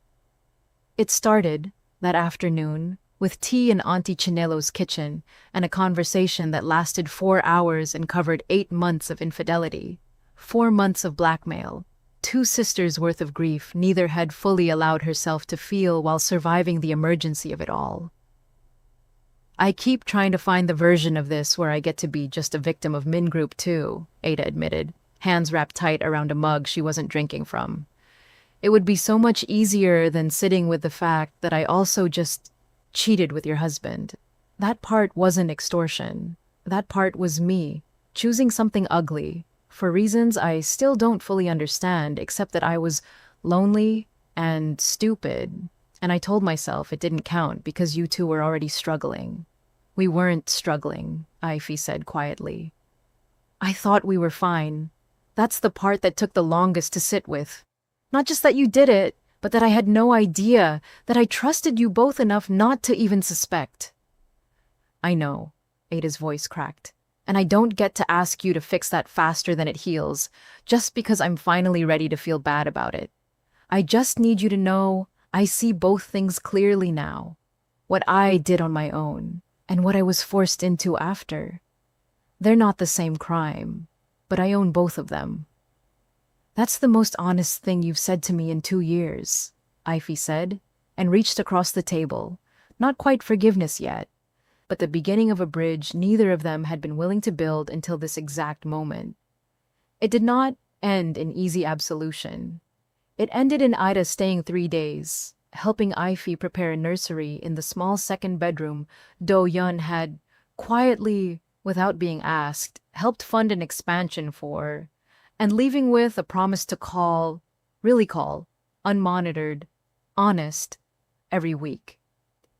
Ada kept that promise more faithfully than Ify had expected, and by the time the babies arrived, the sisters had rebuilt, carefully and without shortcuts, something that resembled trust again, not the unguarded closeness of before, but a sturdier thing, tested and chosen rather than simply assumed. Ify's own work found her again slowly, the way most important things in that year had, not returning all at once, but arriving in careful pieces she had to choose, to pick up. A gallery 2 neighborhoods over, run by a woman named Folasad who had heard, through the wide and generous grapevine of Atlanta's diaspora arts community, about a curator with a sharp eye who'd recently relocated from overseas, reached out 4 months after Ify's arrival in Callaway Row, asking if she'd consider guest curating a small group show. Ify said yes before she'd fully thought through the logistics of 34 weeks pregnant, and 1 recovering 10-year-old and a life still being rebuilt from nothing, because some part of her recognized immediately that saying yes to this, to work chosen freely, on her own timeline, judged on nothing but the quality of her eye, was its own quiet act of reclamation. The show, when it opened 3 weeks after the quintuplets' birth, Ify attending in the sling, Auntie Chinelo had taught her to use for the 2 smallest babies, while Ada and Blessing traded off carrying the others, featured a wall she insisted on hanging slightly crooked. On purpose, the same small defiance she'd first shown Do-hyun in a gallery 8,000 miles and 1 entire lifetime ago. "It's crooked," Folasad observed, amused, at the opening. "It's supposed to be," Ify said. "Everything else in the room is level. This one's telling the truth." If you caught that callback to the very beginning of this story, that's exactly the point. Ify didn't just survive everything this family put her through. She came out the other side more herself than she'd ever been allowed to be. Comment if you notice the crooked painting coming back. And let's finish this out. The last real scare came 4 days before the birth, and it had nothing to do with Min Group at all, which was, in its own strange way, the most disorienting part. Ify woke at 2 in the morning with a pain low and sharp enough that she genuinely believed, for 1 airless minute, that this was it. That 5 babies had simply decided the moment was now, weeks earlier than planned and in the dead of night with Do-hyun 11 blocks away. Auntie Chinelo was awake and dressed before Ify had even finished calling her name, the old instinct of a woman who had delivered half the babies on this block herself in decades past. "Breathe. Tell me where it hurts." Low. Sharp. "It's not like the practice contractions, Auntie. This feels different." "Then we go now. We don't debate it," Auntie Chinelo said, already reaching for the hospital bag Ify had packed and repacked obsessively for 3 weeks, already calling Ada, already calling the number Do-hyun had made her memorize for exactly this possibility. It turned out, 4 tense hours later in a triage room, to be nothing more than round ligament strain aggravated by carrying 5 children at once. Common, the doctor assured her. Uncomfortable, but not remotely dangerous. But the terror in those 4 hours had been entirely real, and Ify lay in the hospital bed afterward, Ada's hand in one of hers, and Do-hyun's voice, tight and relieved on speakerphone, from the hallway he'd sprinted to reach, and understood something she hadn't fully let herself feel until that night. That some fears never fully leave a body that's learned to expect danger. That vigilance doesn't switch off just because the threat that taught it to you is finally gone.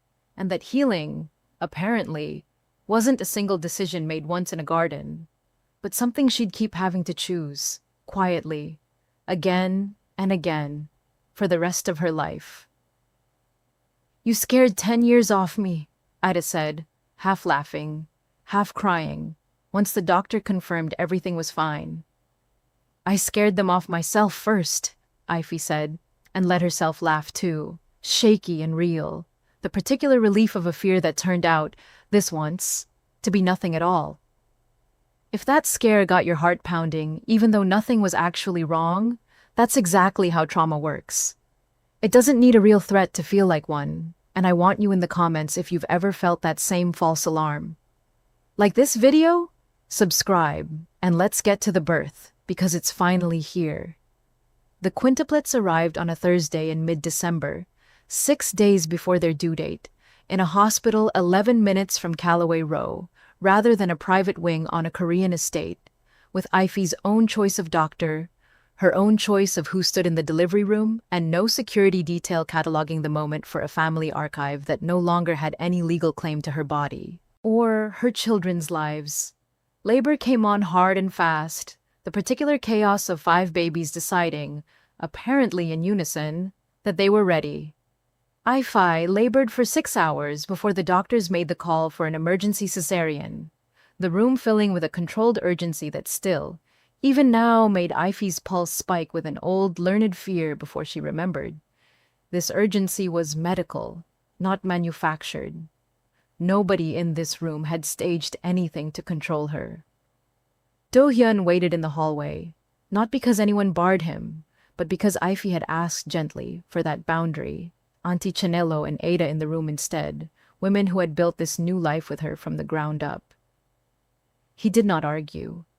He sat in a plastic hospital chair for 6 hours, Gia asleep against his shoulder, and when the doctor finally emerged to tell him 5 healthy babies had been delivered, 3 girls, 2 boys, each smaller than seemed possible, and each, remarkably, thriving, he wept in a hospital hallway with an honesty Ashgrove had never once allowed him. Ife held all 5 of them, in shifts, over the following hours.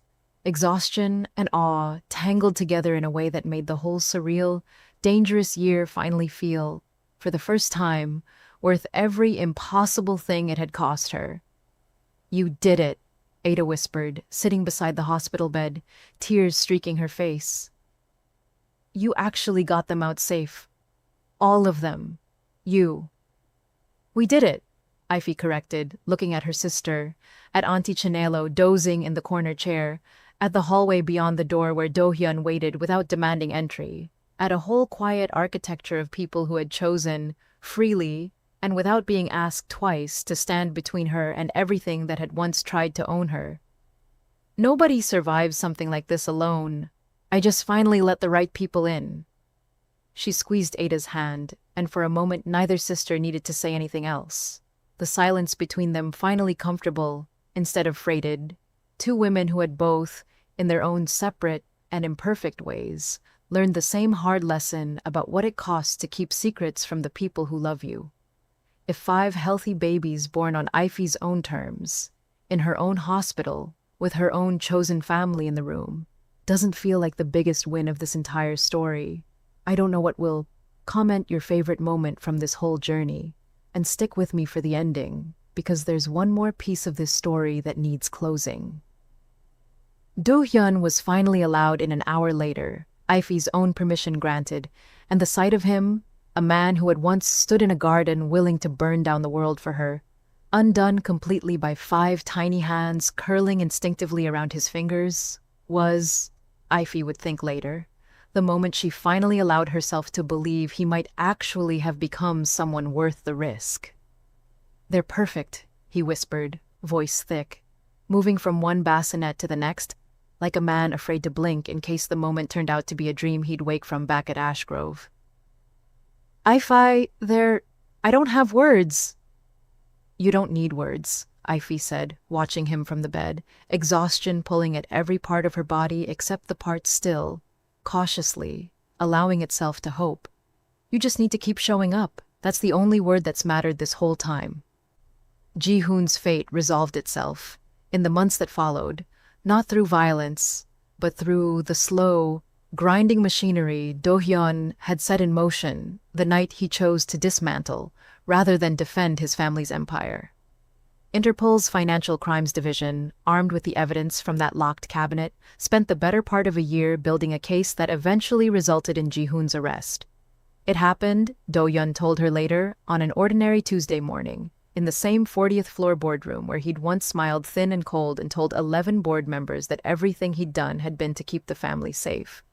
Investigators arrived without warning, precise and unhurried, and Ji-hoon, according to the two board members who witnessed it, did not resist and did not deny anything, only straightened his cuffs before they cuffed his wrists and said, to no one in particular, that history would eventually vindicate the necessity of what he'd built, even if this generation lacked the stomach to understand it. He still doesn't think he did anything wrong, Do-hyun said, shaking his head, the evening he relayed the story to Ify on Auntie Chinello's fire escape. That's the part I keep turning over. Not that he got caught. That even now, facing a decade in prison, he genuinely believes cataloging women like inventory was protection, not violence. Some people build their whole identity on being right, Ify said. Admitting otherwise would cost him more than the prison sentence ever could. The charges: human trafficking adjacent surveillance, financial fraud, conspiracy, carried a decade-long sentence in a Korean prison, the empire he'd coveted reduced to court filings and seized assets, the family curse he'd weaponized for control exposed publicly as exactly the manufactured mechanism it had always been, picked apart in international news coverage that Do-hyun, remarkably, never once tried to shield from becoming public. Better the whole world know exactly what had been built in that locked cabinet, he told Ify, than let one more generation inherit the silence that had protected it for 3. Seo-yeon, Jia's mother, recovered slowly but steadily over the following year, rebuilding a relationship with her daughter one careful visit at a time, no longer locked behind guarded doors, but welcomed, whenever Jia wanted her, into the ordinary rhythms of a life split now between 2 continents and, remarkably, 2 mothers who had learned, against every odd, to coexist without competition. Jia spent that first Christmas break in Suhan with Seo-yeon and came back to Atlanta afterward with a photograph of the 2 of them at the harbor, framed and set proudly on the small dresser she shared with Blessing's old room. One more proof that the family she was building for herself no longer had to be smaller for being unconventional. A year after the birth, on a warm Georgia evening with 5 toddlers shrieking with laughter in Auntie Chinello's small backyard, and Jia, 11 now, teaching Blessing a dance she'd learned from a video on Do-hyun's phone, Ify sat on the porch steps beside a man who had rebuilt himself, brick by careful brick, into someone she had finally, cautiously, let all the way back in. She thought, watching him now, about the version of him she'd met in that gallery in Suhan, confident, certain, utterly unaware that his own certainty had been engineered for him before he'd ever walked through the door. This man beside her on the steps had earned his confidence differently, in the unglamorous work of losing an empire and building a consultancy from nothing, of showing up on Tuesdays and Saturdays without ever once assuming the invitation was permanent, of sitting through therapy sessions of his own. Ify had learned twice a week in Seoul before he'd even asked to move to Atlanta, trying to untangle which parts of his love for her had been real and which parts had been, in his own devastating words, manufactured feeling he'd mistaken for fate. I used to think love that big had to come with that much control, Do-hyun admitted once, months earlier, on one of those careful Tuesday evenings. My father loved my mother like that. Total, absolute, suffocating. I thought that was just what devotion looked like. It took losing everything to understand devotion, and control were never supposed to be the same word. They're not, Ify had told him. The difference is whether the person gets to leave and still be loved for it. That's the whole test. He reached for her hand now, not pulling, just offering, and she laced her fingers through his, the evening settling warm and unhurried around them both. 5 children who would never know the inside of a locked cabinet chasing fireflies across a yard that belonged to no security detail and answered to no family archive, only to the ordinary, hard-won, unremarkable miracle of an evening nobody needed to survive. I have something to ask you, Do-hyun said, and there was no ring in his hand, no grand staged proposal, nothing that echoed the possessive certainty of the man who'd once told her you're mine in a bedroom at Ashgrove. Not a question about marriage. Not yet. Maybe not ever if that's not what you want. Just, what does the next year look like from where you're sitting? What do you need from me to keep this good? Ife looked out at the yard. 5 children who would never know the inside of a locked cabinet. A girl who had chosen this family freely and kept choosing it. A sister slowly earning back. Trust one honest phone call at a time. A community of women who had taught her that real protection asked first and controlled never.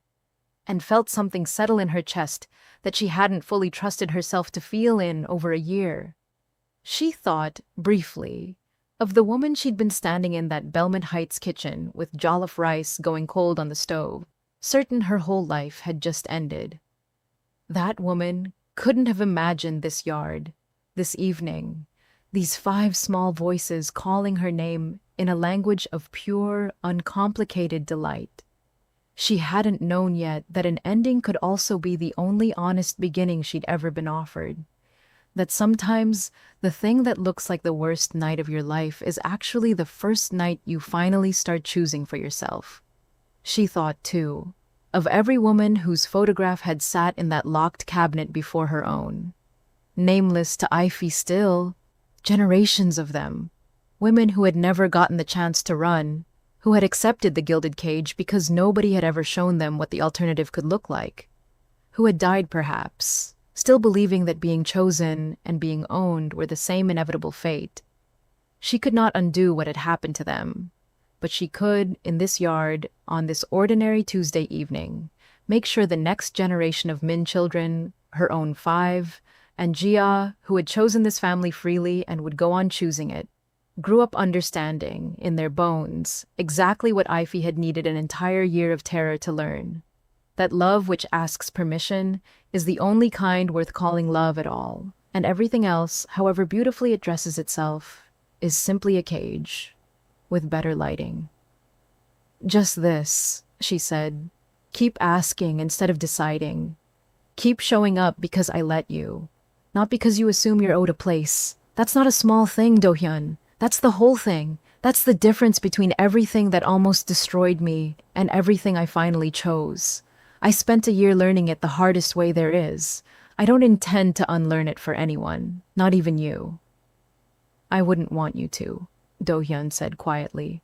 I'd rather love the woman who learned that lesson than the one who never had to. He reached for her hand, not pulling, just offering, and she laced her fingers through his and let the evening settle warm and unhurried around them both. A life built, finally, on her own exact terms, protection reclaimed from possession, love finally, painstakingly, separated from the cage it had once worn so convincingly as a disguise. If this story taught you anything about the difference between being protected and being controlled, that's exactly what I wanted you to take away from it. So tell me in the comments which twist hit you hardest, which character you'd want to see get their own spin-off, whether Jia or Ada or even Seo-yeon deserves a story of her own. And don't forget to like this video and subscribe for the next one, because trust me, this is not the last story. Like this I have for you. Thank you for staying until the very end. I'll see you in the next one.